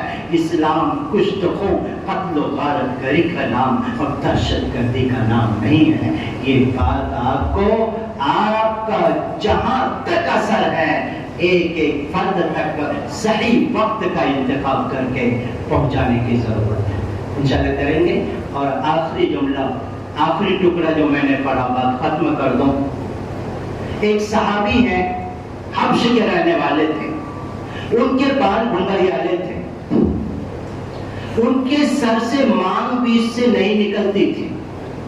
وہ ایک مرتبہ آئے, آگ میں ایک شیل ڈالے, چھڑ ڈالا اور جلا کر اس کو لال لال کر دیا. اس کے بعد اپنے سر کے بیچوں بیچ اس کو رکھا, سر جل کر پاپڑ ہو گیا. لوگوں نے کہا اے شخص ایسا کیوں کیے؟ انہوں نے کہا کہ یہ سر بھی کوئی سر ہے جس میں نبی کی سنت ادا نہ ہو سکے. ہمارے نبی کی سنت ہے 20 سے مانگ نکالنا, اور میرے سر کے 20 سے مانگ نہیں نکل پا رہا تھا, اس لیے میں نے ایسا کیا تھا. حضرت عثمان غنی مکے پہنچے, لوگوں نے کہا آج ذرا کپڑا لمبا کر لو ورنہ یہ لوگ برا سمجھیں گے, کمتر سمجھیں گے. حضرت عثمان غنی نے کہا کہ کیا میں میرے اترک سنت حبیبی لہؤلاء الحمقاء, کیا میں میرے محبوب کی سنت کو ان بیوقوفوں اور گدھوں کی وجہ سے چھوڑ دوں؟ حضرت حذیفہ بن الیمان نے کہا کہ میں لقمہ اٹھا کر کیوں نہ کھاؤں؟ اترک سنت حبیبی لہؤلاء الحمقاء, کیا میں میرے محبوب کی سنت کو ان بیوقوفوں اور گدھوں کی وجہ سے چھوڑ دوں؟ یہی محبت ہونی چاہیے ہم میں سے ہر ایک کو پیارے نبی کی ایک ایک سنت سے. سب لوگ ٹوپی پہنے ہوئے ہیں, میں بھی ٹوپی پہنا ہوا. حالانکہ آپ جب بھی ٹوپی پہنتے تھے اوپر اس میں پگڑی بھی باندھتے تھے جس کو عمامہ کہتے ہیں. پوری مجلس خالی ہے اور عنوان سیرت النبی کا ہے. ہمارے نبی تمہیں واپسی مسواک فرماتے تھے. اما عائشہ اشارے سے سمجھی اپنے دانت سے مسواک کو نرم کر کے آپ کو مسواک کرایا. اس کے بعد آپ کی روح قفس منصوری, آپ کی روح پرواز کری. اور ہم میں سے ہمارے بچے قرآن سناتے ہیں, منہ سے پھک بدبو آتی ہے. بتائیے یہی پیارے نبی کی پیاری سنت ہے. ضرورت اس مہینے میں بطور خاص نبی کی سیرت کو 5-6 کتابیں میں بول رہا ہوں. اصح السیرت, رحمت للعالمین, سیرت النبی, سیرت المصطفیٰ, النبی الخاتم. جو کتاب آپ لا سکتے ہو, ہندوستان پیپر ایمپوریم, چار مینار میں کتابیں دستیاب ہیں.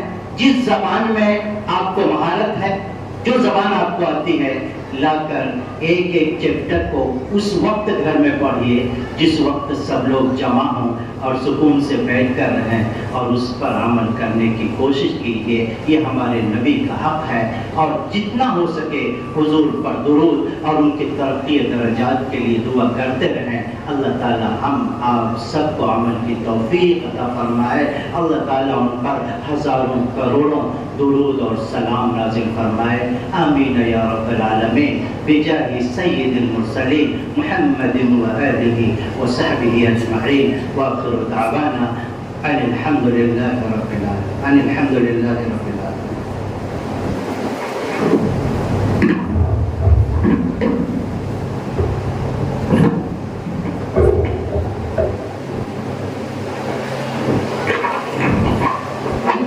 माशाअल्लाह बेहतरीन गुफ्तगू फरमाई आपने। अल्लाह रब्बुल इज़्ज़त हमें अमल की तौफीक अता फरमाए, आमीन। और इसके बाद खतीब बेबास को दावत सुखन देता हूँ, जिनकी आवाज़ से बातिल का दिल लरज़ उठता है, कुफ्र में ज़लज़ला। अलैकुम रहमतुल्लाहि व बरकातुहू। अल्हम्दुलिल्लाहि रब्बिल आलमीन वस्सलातु वस्सलामु अला अशरफिल हिदायति वल यकीन व अला आलिहि व सहबिहि अजमईन इला यौमिद्दीन, अम्मा बाद। قال الله تبارك وتعالى في كلامه المجيد: قد جاءكم من الله نور وكتاب مبين. صدق الله العظيم. اللهم أرنا الحق حقا وارزقنا اتباعه وأرنا الباطل باطلا وارزقنا اجتنابه. رب اشرح لي صدري ويسر لي أمري واحلل عقدة من لساني يفقهوا قولي. آئے دنیا میں بہت پاک مکرم بن کر، آئے دنیا میں بہت پاک مکرم بن کر، کوئی آیا نہ مگر رحمت عالم بن کر. اور حضرت مولانا قاسم نانوتوی علیہ الرحمہ نے فرمایا کہ سب سے پہلے مشیت کے انوار سے نقش روئے محمد بنایا گیا. سب سے پہلے مشیت کے انوار سے نقش روئے محمد بنایا گیا، پھر اسی نقش سے مانگ کر روشنی بزم قول و مکان کو سجایا گیا. قد جاءکم من اللہ نور و کتاب مبین. حضرات گرامی، ابھی ہمارے ناظم جلسہ نے کفار کے سامنے بے باکی کے ساتھ بیان کرنے والا ہوتا ہے. کبھی کافروں سے سابقہ نہیں پڑا اور نہ کافروں کی مجلس میں کبھی بیان کرنے کا موقع ملا ہے. ہاں، سیاسی لوگوں کی مجلس میں الحمدللہ ایملیز وغیرہ کی کیمپیننگ میں گیا ہوں، اور وہاں ورنہ نہ وہ بے باکی ہے میرے اندر، اور نہ وہ دھاڑ ہے، نہ بھاڑ ہے، نہ کچھ ہے. اب یہ وہ دور ہے ساجد کے بزرگوں سے کہو عمر لمبی ہو کسی کی یہ دعا مت دینا. آپ ابھی سماعت فرما رہے تھے حضور اکرم صلی اللہ علیہ وسلم کی سیرت کے مختلف پہلوؤں پر روشنی ڈال رہے تھے علماء کرام. اور حقیقت یہ ہے کہ حضور اکرم صلی اللہ علیہ وسلم کی ذات گرامی، آپ کا نام مبارک ایسا ہے کہ کسی نے کہا کہ 1000 بار بشویم دہن زمش کو گلاب، 1000 بار بشویم دہن زمش کو گلاب، روز نام تو گفتن کمال بے ادبی است. مجھ کو گلاب سے اگر 1000 بار بھی ہم اپنے منہ کو دھو لیں، پھر بھی اللہ کے رسول صلی اللہ علیہ وسلم کا نام ہمارے زبان سے یہ بہت بڑی بے ادبی ہے. ایسا پاک نام ہے آپ کا. حضرت آدم علیہ السلام نے عرش پہ لکھا ہوا دیکھا لا الہ الا اللہ محمد رسول اللہ. آپ سے غلطی ہوئی، خطا ہوئی، تو آپ نے اللہ سے معافی مانگی. ربنا ظلمنا انفسنا وان لم تغفر لنا وترحمنا لنكونن من الخاسرین. اے اللہ، ہم نے اپنے نفس پہ ظلم کیا ہے، اگر آپ معاف نہیں کریں گے، آپ رحم نہیں کریں گے تو کہاں جائیں گے؟ ہم کس در پہ جائیں گے؟ کس سے معافی مانگیں گے؟ ہم تو نقصان اٹھانے والے میں سے ہو جائیں گے. اللہ مجھے معاف کر. حضرت آدم علیہ السلام سے پوچھا گیا کہ آپ نے محمد رسول اللہ صلی اللہ علیہ وسلم کے وسیلے سے معافی مانگی، کیسا معلوم ہوا آپ کو؟ وہ نام آپ نے کہاں دیکھا؟ فرمایا میں نے عرش پہ لکھا ہوا دیکھا تھا. اللہ کے نام کے ساتھ ایک نام میں نے سمجھ لیا کہ اللہ کے نام، اگر اللہ کے بعد اگر کوئی ہے، بعد از خدا بزرگ تو ہی قصہ مختصر، تو وہ محمد رسول اللہ صلی اللہ علیہ وسلم کی ذات گرامی. ایسی عظیم شخصیت، اللہ اکبر، حضور رحمت للعالمین بنا کے بھیجے گئے، سارے عالم کے لیے رحمت. آپ صرف ایک کمیونٹی کے واسطے یا کسی ایک قبیلے کے واسطے، گروہ کے واسطے نہیں، بلکہ سارے عالم کے واسطے. یہی وجہ ہے کہ روایتوں میں آتا ہے کہ بے زبان جانور بھی اپنا ٹکڑا رسول اللہ صلی اللہ علیہ وسلم کو سناتے تھے، بے زبان جانور بھی، اور آپ صلی اللہ علیہ وسلم اس کو سنتے تھے اور پھر اس کا مداوا کرتے تھے۔ میرے آقا صلی اللہ علیہ وسلم کی سیرت کا سب سے نمایاں پہلو دینی تعلیمی ادارے کا قیام۔ آپ جانتے ہوں گے کہ حضور اکرم صلی اللہ علیہ وسلم جب ہجرت کر کے مکہ المکرمہ سے مدینہ منورہ تشریف لائے تو آپ نے سب سے پہلے مسجد نبوی کی تعمیر فرمائی، اور مسجد نبوی کی تعمیر فرمانے کے بعد آپ نے مسجد نبوی کے سامنے مسجد نبوی کے سامنے ریاض الجنہ کے سامنے جو چبوترا ہے وہ بنایا، اور اس کا نام آج ہم بولتے ہیں صفہ، چبوترے کا نام صفہ ہے۔ وہ سب سے پہلی درسگاہ ہے جو رسول اللہ صلی اللہ علیہ وسلم نے قائم کی۔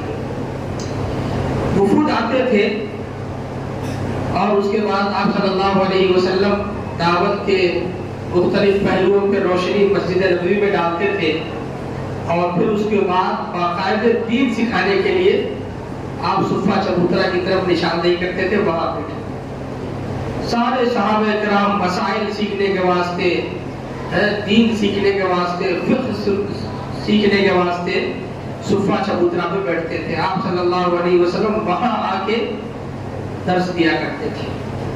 تو معلوم یہ ہوا کہ حضور اکرم صلی اللہ علیہ وسلم سب سے پہلے بانی ہے۔ یہ دینی مدارس کا جو سلسلہ چل رہا ہے، جو بچے الحمدللہ آپ کے سامنے نظر آ رہے ہیں، یہ حضور اکرم صلی اللہ علیہ وسلم کے اس علم کے وارث ہے جو علم رسول اللہ صلی اللہ علیہ وسلم کو اللہ پاک نے جبرائیل امین کے توسط سے دیا۔ جبرائیل امین کے توسط سے جو علم سکھایا تھا اس علم کے وارث ہے۔ قرآن کریم اللہ نے ارشاد فرمایا انما یخشی اللہ من عبادہ العلماء، کہ اللہ کے بندوں میں سب سے زیادہ اللہ سے ڈرنے والے علماء ہیں۔ علماء سے مراد جو دین کا علم جانتے ہیں، قرآن کا علم جانتے ہیں، حدیث کا علم جانتے ہیں، جو حلال اور حرام کی جن کے اندر تمیز ہے اس علم سے وہ واقف ہیں۔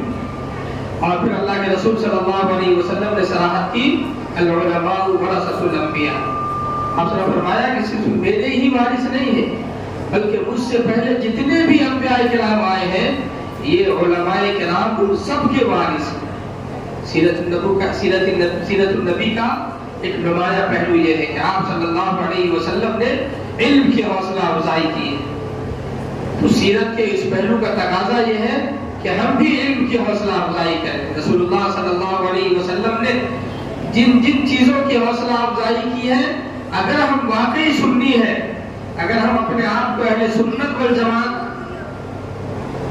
میں ہونے کا دعویٰ کرتے ہیں تو پھر ہمارے لیے لازم ہے کہ رسول اللہ صلی اللہ علیہ وسلم کی ان تمام سنتوں پر عمل کریں اور ان تمام سنتوں کو زندہ کریں آپ پہ، جن کو آپ نے ترجیحی بنیاد پہ آپ نے زندہ کرنے کا حکم دیا۔ یہی وجہ ہے کہ رسول اللہ صلی اللہ علیہ وسلم آپ کی زندگی میں ظاہر بات ہے بچپنا تھا، جوانی تھی، بچپن کے بعد لڑکپن کا زمانہ آیا، جوانی کا زمانہ آیا، پھر آپ صلی اللہ علیہ وسلم کا ایک زمانہ ایسا بھی آیا جس عمر میں آ کے ہم لوگ نروس ہو جاتے ہیں، بالکل ہماری عقل، ہمارے ہوش حواس جواب دے دیتے ہیں، لیکن آقا صلی اللہ علیہ وسلم کو اللہ پاک نے کامل انسان بنایا تھا، کامل انسان، کیونکہ وہ امام الانبیاء تھے، امام الاولین والآخرین تھے، سارے نبیوں کے امام تھے، ساری انسانیت کے وجود کا ذریعہ تھے۔ حدیث قدسی ہے لولاک لما خلقت الافلاک، اے نبی اگر آپ کو پیدا کرنا مقصود نہ ہوتا تو اس کائنات کو پیدا نہ کرتا۔ تو وجہ تخلیق کائنات ہے محمد رسول اللہ صلی اللہ علیہ وسلم۔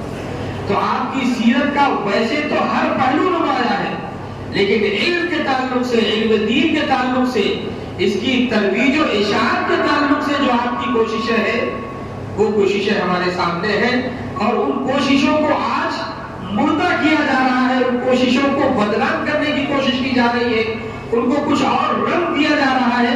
ہمیں ان ناپاک کوششوں کو ناکام بنانا ہے۔ اس لیے آج ضرورت اس بات کی ہے کہ رسول اللہ صلی اللہ علیہ وسلم کے سیرت کے اس پہلو کو ہم عام طور پہ اتنا عام کریں کہ ہر شخص جان جائے کہ یہ بہت لازم ہے. اس لیے کہ آپ صلی اللہ علیہ وسلم نے واضح الفاظ میں ارشاد فرمایا طلب العلم فریضۃ علی کل مسلم، کہ علم کا حاصل کرنا ہر مسلمان پہ فرض ہے، ہر مسلمان پہ. اور آپ علماء سے پوچھیں کہ علم سے کون سا علم مراد ہے. علماء نے کبھی کسی اور علم کی مخالفت نہیں کی. بہت سارے علوم و فنون ہیں، کسی کی مخالفت نہیں کی، بلکہ اکبر الہ آبادی جب حضرت تھانوی علیہ السلام کے سے بیعت ہو گئے تھے تو اکبر الہ آبادی کا نظریہ بالکل چینج ہو گیا تھا. اور انہوں نے اس وقت کہا تھا کہ تم شوق سے کالج میں پڑھو، پارک میں گھومو، جائز ہے غباروں میں اڑو، چرخ پہ جھولو، پر ایک سخن بنتا ہے عاجز کا رہے یاد، اللہ کو اور اپنی حقیقت کو نہ بھولو. اللہ کو یاد دلانے والا علم یہ قرآن کا علم ہے. اپنی حقیقت کو آخری پہچان دلانے والا علم یہ دین کا علم ہے، یہ قرآن کا علم ہے، حدیث کا علم ہے، یہ فقہ کا علم ہے. کوئی بتائے کہ کالجوں میں ہمیں نماز کے فرائض، واجبات، غسل کا طریقہ، وضو کا طریقہ سکھایا جاتا، ماں باپ کا ادب و احترام کرنا سکھایا جاتا کالجوں میں، یونیورسٹیز میں. ہم نے دیکھا ہے، اپنی آنکھوں سے دیکھا ہے، کالجوں اور یونیورسٹیوں میں پڑھنے والوں کو دیکھا ہے. ہاں، باتمیز لوگوں کو بھی دیکھا ہے. حضرت مولانا پیر ذوالفقار صاحب نقشبندی دعوت برکات وہ بھی کالج اور یونیورسٹی کے پروردگار ہے. ایسے لوگوں کو بھی دیکھا. ایسا نہیں کہ کالج اور یونیورسٹی گندی جگہ ہے، بری جگہ ہے، نہیں، لیکن وہاں پڑھانے والے بچوں کی دینی تعلیم و تربیت اسلامی نہج پہ کرنا یہ والدین کی ذمہ داری ہے. اب وہ کس طرح کرتے ہیں؟ آسان طریقے ہیں. علماء موجود ہے، ہر جگہ مکتب کی تعلیم ہے، مدرسوں کی تعلیم ہے، سماجی تعلیم ہے، وسائی تعلیم ہے. حضور اکرم صلی اللہ علیہ وسلم کی سیرت کے اس پہلو کو ہر جس انداز سے چاہے آپ زندہ کریں. آپ کے لیے تو فیلڈ ہے، بال آپ کے ہاتھ میں ہے، میدان آپ کے سامنے ہے. بال کو آپ جدھر مارو باؤنڈری کے اندر ہی رہے گا. باؤنڈری گھیری ہوئی ہے، باؤنڈری کے باہر نہیں مارنا بال کو، ورنہ بال بھی گم ہو جائے گا، پھر اس کے بعد پتہ نہیں آپ بھی پریشان ہو جائیں گے. تو حضور اکرم صلی اللہ علیہ وسلم نے بہت زور دیا علم پہ. یہی وجہ ہے کہ صحابہ کرام نے حضرت عمر فاروق کا دور آیا رضی اللہ تعالیٰ عنہ، حضرت ابوبکر صدیق رضی اللہ تعالیٰ عنہ کا دور آیا. ہر دور میں دینی مدارس اور مکاتب کا اہتمام کیا گیا باقاعدے، اور خاص خیال رکھا گیا یہاں کے پڑھنے اور پڑھانے والوں کی حوصلہ افزائی کی گئی، ان کی عزت افزائی ہوئی. کیوں؟ اس لیے کہ اگر ان کی عزت افزائی، ان کی حوصلہ افزائی نہیں ہوگی، اگر یہ اس میدان سے ہٹ جائیں گے تو حضور اکرم صلی اللہ علیہ وسلم کی بعثت کا جو مقصد ہے وہ مقصد ختم ہو جائے گا، وہ مقصد فیل ہو جائے گا. اسی لیے رسول اللہ صلی اللہ علیہ وسلم کی بعثت کے مقصد کو زندہ رکھنے کے لیے بھی دینی مدارس کی حوصلہ افزائی بہت ضروری ہے. لوگوں نے تو مختلف پہلوؤں پہ گفتگو کی، لیکن میں نے صرف اس لیے اس پہلو پہ گفتگو کی ہے کہ میرے بھائیوں آج بے اطلاعی دیکھی جا رہی ہے. آج دینی مدارس کے تعلق سے پتہ نہیں کیا کیا پروپیگنڈے کیے جا رہے ہیں، ان طلباء کے تعلق سے پروپیگنڈے کیے جا رہے ہیں. یہ حقیقت ہے کہ ہمارے پاس پڑھنے والے بچوں کے کپڑے میلے رہتے ہیں، اس لیے کہ وہ کپڑوں پہ دھیان نہیں دیتے. ان کے جوتے چپل ٹوٹے اور پھوٹے رہتے ہیں، اس لیے کہ وہ اپنے جوتے چپلوں پہ دھیان نہیں دیتے. ان کے کالر کبھی ٹیڑھے رہتے ہیں، اس لیے کہ وہ اپنے کالروں پہ دھیان نہیں دیتے. ان کے بال بکھرے ہوئے رہتے ہیں، وہ اپنے بالوں پہ تیل لگا کے کنگھا حلق نہیں کرتے رہتے. ان کو دھیان پوری توجہ اپنی صرف اس چیز پر رکھتے ہیں جس چیز کو مقصد بنا کے وہ اس مدرسے میں ان اداروں میں آتے ہیں. میں نے دیکھی ہمارے بچوں کو، ہماری بچیوں کو دیکھیے، کنگھا رہتا ہے، آئینہ رہتا ہے، بال بچے بھی ایسے آ جاتے ہیں مدرسے میں. میں ان دنوں میں جن دنوں میں دارالعلوم حیدرآباد میں پڑھتا تھا تو ایک طالب علم تھا، بہت کالا تھا بچہ، لیکن وہ ہمیشہ وہ ایک چھوٹا سا آئینہ رکھتا تھا اور کنگھی رکھتا تھا، اور لائف بوائے صابن سے اکثر منہ دھویا کرتا تھا. تو حضرت مفتی یحییٰ صاحب رحمۃ اللہ علیہ میرے استاد محترم بڑے زبردست عالم تھے، دارالعلوم دیوبند سے بھی آفر آیا، لیکن آپ چونکہ وہاں رہ گئے تھے تو وہ اکثر دیکھتے تھے، بولتے تھے کیا بیٹا یہ کیا کر رہا ہے، کتنی بھی محنت کر لے وہ رہ نہیں جاتا. سمجھ رہا؟ ارے جس چیز پہ محنت کرنا اس پہ محنت کر رہے، کہیں کے واسطے آئے یہاں پہ؟ अम्मा बाबा भेजे, साबुन से मुंह साफ करने के वास्ते भेजे क्या? तुम्हारे को कुरान करीम आलिम क्लास में बच्चा, तुम्हारे को कुरान और हदीस सीखने के वास्ते भेजे, तो इस पे मेहनत कर। तो आप जब कभी ऐसा देखें कि हमारे बच्चे ऐसे हैं, बाल बिखरे हुए हैं, कपड़े टेढ़े बेढ़े हुए हैं, गंदे हैं, मैले हैं, तो उनको बुरा मत समझिए। हाँ, क्योंकि पता नहीं फटे पुराने लिबास में कौन सा फरिश्ता हो, है मुस्तकबिल का वली कामिल हो, उनकी हौसला अफजाई करें। अगर आप दीनी मदारिस के तलबा की और उनके उलमा की हौसला अफजाई करेंगे तो दीन अपनी असली शक्ल में, जिस शक्ल में मोहम्मद रसूलुल्लाह सल्लल्लाहु अलैहि वसल्लम दे के गए थे, अमानत गिफ्ट दे के गए थे, आप क़यामत तक उसी शक्ल में पाएंगे।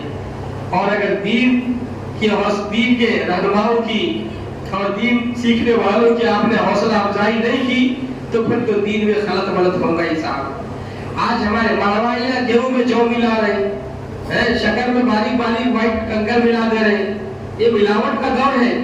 डंके की चोट पे पॉलिटिकल साइंस का जो है वो सर्टिफिकेट बताया जा रहा है कि हमारे बड़े साहब ने जो है ये सर्टिफिकेट हासिल की है, जबकि बड़े साहब बोल रहे मैं पढ़ा लिखा नहीं, वो 4वीं क्लास 5वीं क्लास तक पढ़ा लिखा हो। तो झूठ का दौर है। अगर हम लोग अभी शुरू कर दिए झूठ बोलना तो फिर तो हम हमें और उनमें कोई फर्क नहीं रहता। कोशिश करते हैं कि हम में से सच्चाई, अल्लाह ताला ने फरमाता है या अय्युहल्लज़ीना आमनू तक़ुल्लाह व कूनू मअस-सादिक़ीन, ऐ ईमान वालों अल्लाह से डरो और सच बोलने वालों के साथ रहो। हाँ, सोबत का भी बड़ा असर पड़ता है जनाब। अगर उलमा के साथ रहेंगे, ऐसे उलमा के साथ जो वाकई आलिम है। आजकल तो जनाब पूछिए मत, कोई भी दाढ़ी बढ़ा लिया, टोपी रख लिया तो उसको आलिम ही समझने लगते हैं अपन। हाँ, तो आजकल दर्स कुरान का भी सिलसिला माशाअल्लाह हर जगह चल रहा है। एक मतलब एक बच्चा जो है, नौजवान बच्चा, हर कोई दर्स कुरान देना शुरू कर दिया साहब। एक नौजवान बच्चा एक साहब के दर्स कुरान में बैठता था, पाबंदी के साथ आता दर्स कुरान में। अब उसकी शादी हो गई, शादी हुए बाद जो है वो ससुराल में रहने लगा, माँ बाप की तरफ तवज्जो कम हो गई, कम होते होते होते होते बिल्कुल ही खत्म हो गई। अब माँ बाप परेशान, बच्चा पहले तो ठीक था जब ये दीनदारी इसके अंदर नहीं थी, अब जब से ये दीनदारी की तरफ गया है, ये क्या कैसा दीन है भाई, ये सब 3 से भी बदल हो रहे थे। तो किसी ने कहा भाई इनके उस्ताद फला साहब है, उनके दर्स कुरान पाबंदी के साथ आता है, तो उनसे मिलो। अब उन्होंने उनसे मिला, बोले साहब आपके दर्स में हमारा बच्चा आता है, कुरान में ऐसा है क्या, शादी से पहले अम्मा बाबा की खिदमत करो और शादी के बाद ससुराल में सास ससुर की खिदमत करो। बोले है ना, तो क्या है, तो बोले लगे कुरान में अल्लाह फरमाता है वल अस्र इन्नल इंसान लफी खुस्र। अब ससुर को खुसर बोलते नहीं, तो आपको दर्स कुरान देने वाला ऐसी तफसीर कर दे रहा है, समझ रहे? हाँ, अब बताइए, हर कोई ऐसा नहीं है दर्स कुरान देने वाला कौन है, देखो अच्छा आलिम है नहीं है, काबिल है नहीं है, दर्स कुरान में जाओ। अब अगर अपन बोलते हैं कि भाई फला के दर्स कुरान में यहाँ, तो बोलते दर्स कुरान से तुम मना कर रहे, कैसे आलिम है की, तो जरूर वहाबी होंगे, जरूर देवबंदी होंगे, तबलीगी होंगे लोग, समझ रहे? आज उम्मत क्या बोलते, अल्लामा इकबाल ने कहा था ना कि ये हकीकत खुराफात में खो गई, ये उम्मत रिवायात में खो गई। सिर्फ उम्मत रिवायतों पे चल रही, फला ने यूं फरमाया, फला ने यूं फरमाया। अब तो पूछिए मत, बात इदारे ऐसे हैं कि वहाँ के फाजिल बच्चे अब अपने हजरत मौलाना फला साहब यूं फरमाते हैं, हजरत फला साहब यूं फरमाते हैं, ऐसी रिवायतें चल रही है। साहब किराम ने क्या कहा, हुजूर सल्लल्लाहु अलैहि वसल्लम ने क्या फरमाया, अब वो नहीं, अब हमारे हजरत ने यूं फरमाया, अल्लाह अकबर। तो ऐसी रिवायतों को खत्म करना है तो फिर दीनी मदारिस की और उन लोगों की जहाँ पे सही दीन की तालीम और तरबियत हो रही है, उनकी हौसला अफजाई करना लाजमी है, जरूरी है। आप तमाम हजरात इसका खास ख्याल रखें। अल्लाह ताला हम सबको कहने और सुनने से ज्यादा अमल की तौफीक अता फरमाए। आमीन व आखिर दावा। मोहतरम सामीन किराम और मेहमानान खुसूसी आप हजरात हजरत वाला का समाअत फरमा रहे थे। अल्हम्दुलिल्लाह हजरत की तकरीर बहुत मुअस्सिर और दिल को छू लेने वाली बातें थी। अल्लाह ताला हम सबको अमल की तौफीक अता फरमाए। اور نبی صلی اللہ علیہ وسلم کی ایک سنت کو زندہ کرنے والا بنائے۔ محترم سامعین، ہمیں جس ہستی کا شدت سے انتظار تھا وہ شخصیت تشریف لا چکی ہے۔ میری مراد فقیہ ملت، ترجمان اسلام، نامور خطیب، استاد محترم حضرت مولانا و مفتی احسان صاحب قاسمی و ندوی دعوت برکاتہ۔ لہذا جو لوگ ادھر ادھر بیٹھے ہوئے ہیں وہ مسجد کے اندرونی حصے میں بیٹھنے کی زحمت گوارا کریں، اور میں بالخصوص گاؤں والوں سے بھی درخواست کرتا ہوں کہ وہ مجلس میں آنے کی کوشش کریں۔ میں حضرت کی آمد پہ چند اشعار پیش کرتا ہوں۔ خوش آمدید وہ آئے ہماری چوکھٹ پر، خوش آمدید وہ آئے ہماری چوکھٹ پر، بہار جس کے قدم کا طواف کرتی ہے۔ وہ آئے گھر میں ہمارے خدا کی قدرت ہے، وہ آئے گھر میں ہمارے خدا کی قدرت ہے، کبھی ہم ان کو کبھی اپنے گھر کو دیکھتے ہیں۔ حضرت والا کے بعد میں ایک ایسے طالب علم کو نعت کے لیے میں دعوت اسٹیج دیتا ہوں جن کا نام امروز ہے، تشریف لائیں اور نعتیہ خوانی سے ہم سب کو مستفید فرمائیں۔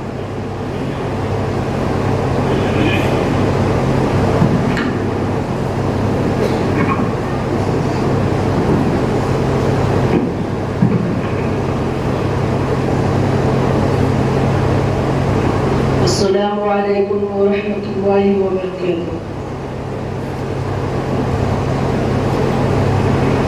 میرے کملی والے کی شادی نرالی ہے، میرے کملی والے کی شادی نرالی ہے، دو جہاں کے داتا ہے پھر بھی آپ خالی ہے، دو جہاں کے داتا ہے پھر بھی آپ خالی ہے، میرے کملی والے کی شادی نرالی ہے، دو جہاں کے داتا ہے پھر بھی آپ خالی ہے، خلد جس کو کہتے ہیں وہ عابدے کی والی ہے، خلد جس کو کہتے ہیں وہ عابدے کی والی ہے، سبز سبز گنبدیں ہیں اور سنہری ڈالی ہے، سبز سبز گنبدیں ہیں اور سنہری ڈالی ہے، میرے کملی والے کی شانی نرالی ہے، چھاؤں میں کی ہے، دھوپ ٹھنڈی ٹھنڈی ہے، چھاؤں میں کی ہے، دھوپ ٹھنڈی ٹھنڈی ہے، شہر مصطفیٰ تیری بات ہی نرالی ہے، شہر مصطفیٰ تیری بات ہی نرالی ہے، اس کے لاکھ سجدے بھی کیسے کام آئے ہیں، اس کے لاکھ سجدے بھی کیسے کام آئیں گے،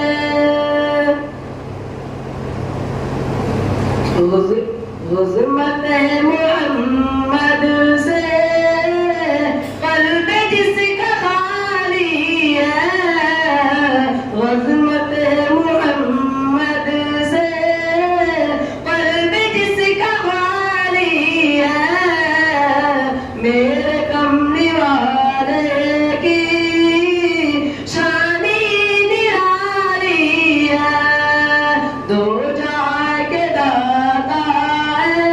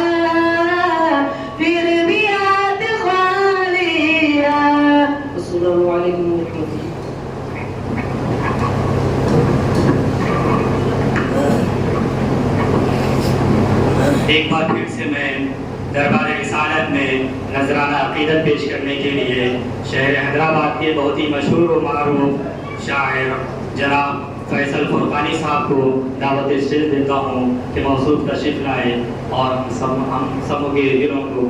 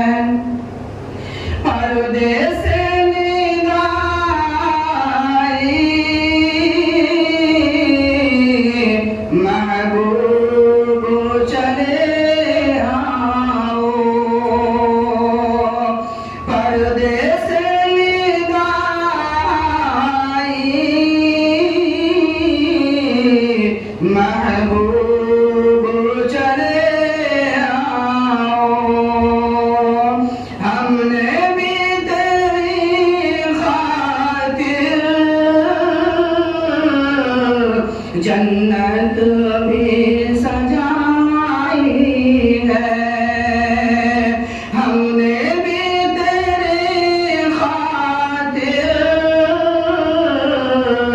جنت بھی سجائی ہے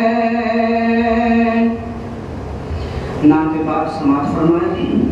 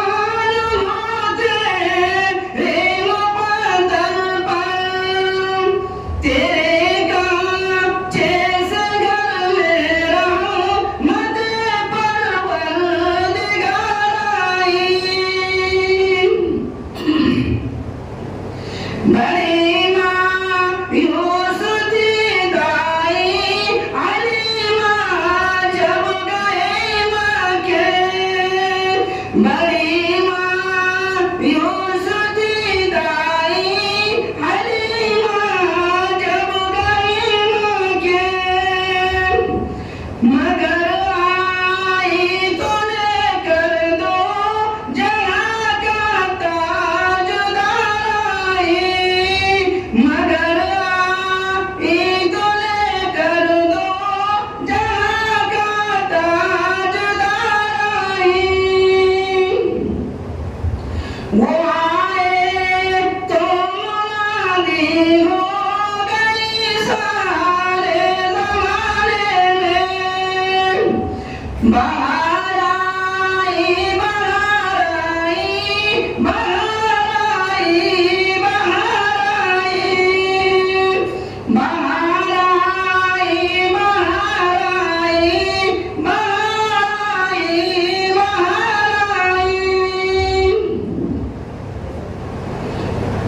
دوسرا ناطقہ سماعت فرمائیں.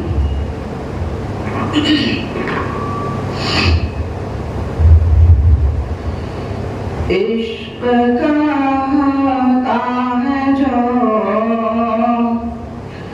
عقل کہتی ہے وہ.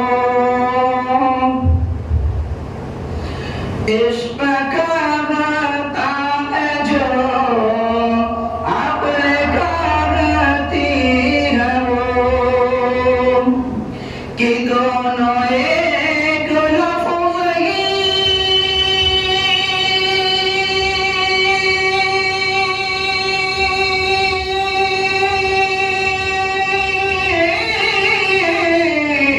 کہ دونوں ایک لفظ بولے صدا فریقی میرے آقا کا کوئی جواب نہیں.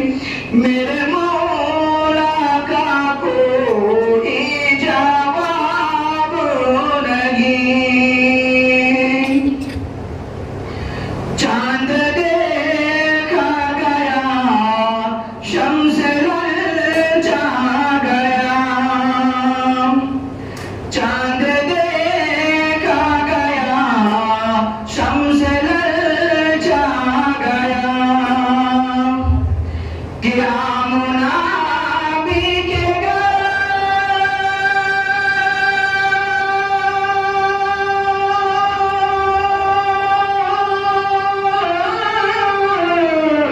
کیا منابی کے آیا ایسا نبی کی میرے آقا کا کوئی جواب نہیں.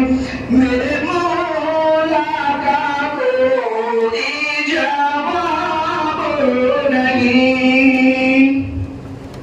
میرے آقا لا جواب میرے مولا لا جواب جانے ایمان لا جواب. لا جواب لا جواب لا جواب لا جواب کی میرے آقا کا کوئی جواب نہیں. میرے مولا کا کوئی جواب نہیں. قتل کرنے چلے جب نبی کو عمر. قتل کرنے چلے جب نبی کو عمر. راستے میں کسی نے کہا روک کر. راستے میں کسی نے کہا روک کر. کیوں ہے اتنا خفا جا رہا ہے کدھر. کیوں ہے اتنا خفا جا رہا ہے کدھر. جا کے اپنی طرح بہن کی خبر ہو گئی ہے فدا.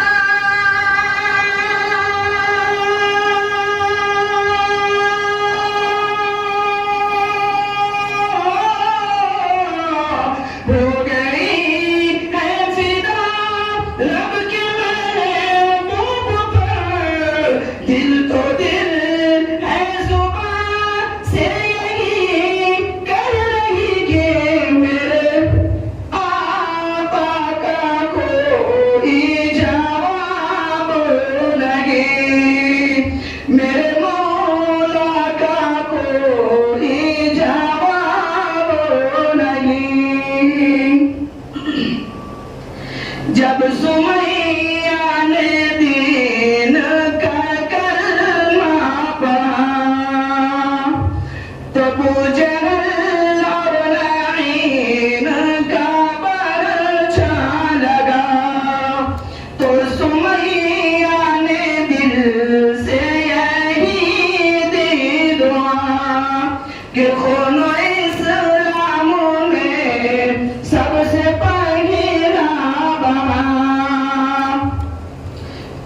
سلامت رہے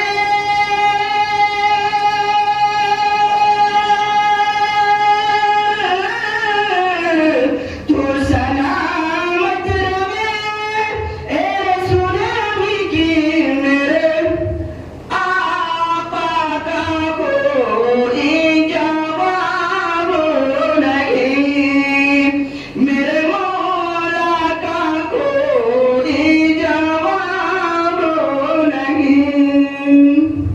السلام علیکم ورحمۃ اللہ وبرکاتہ.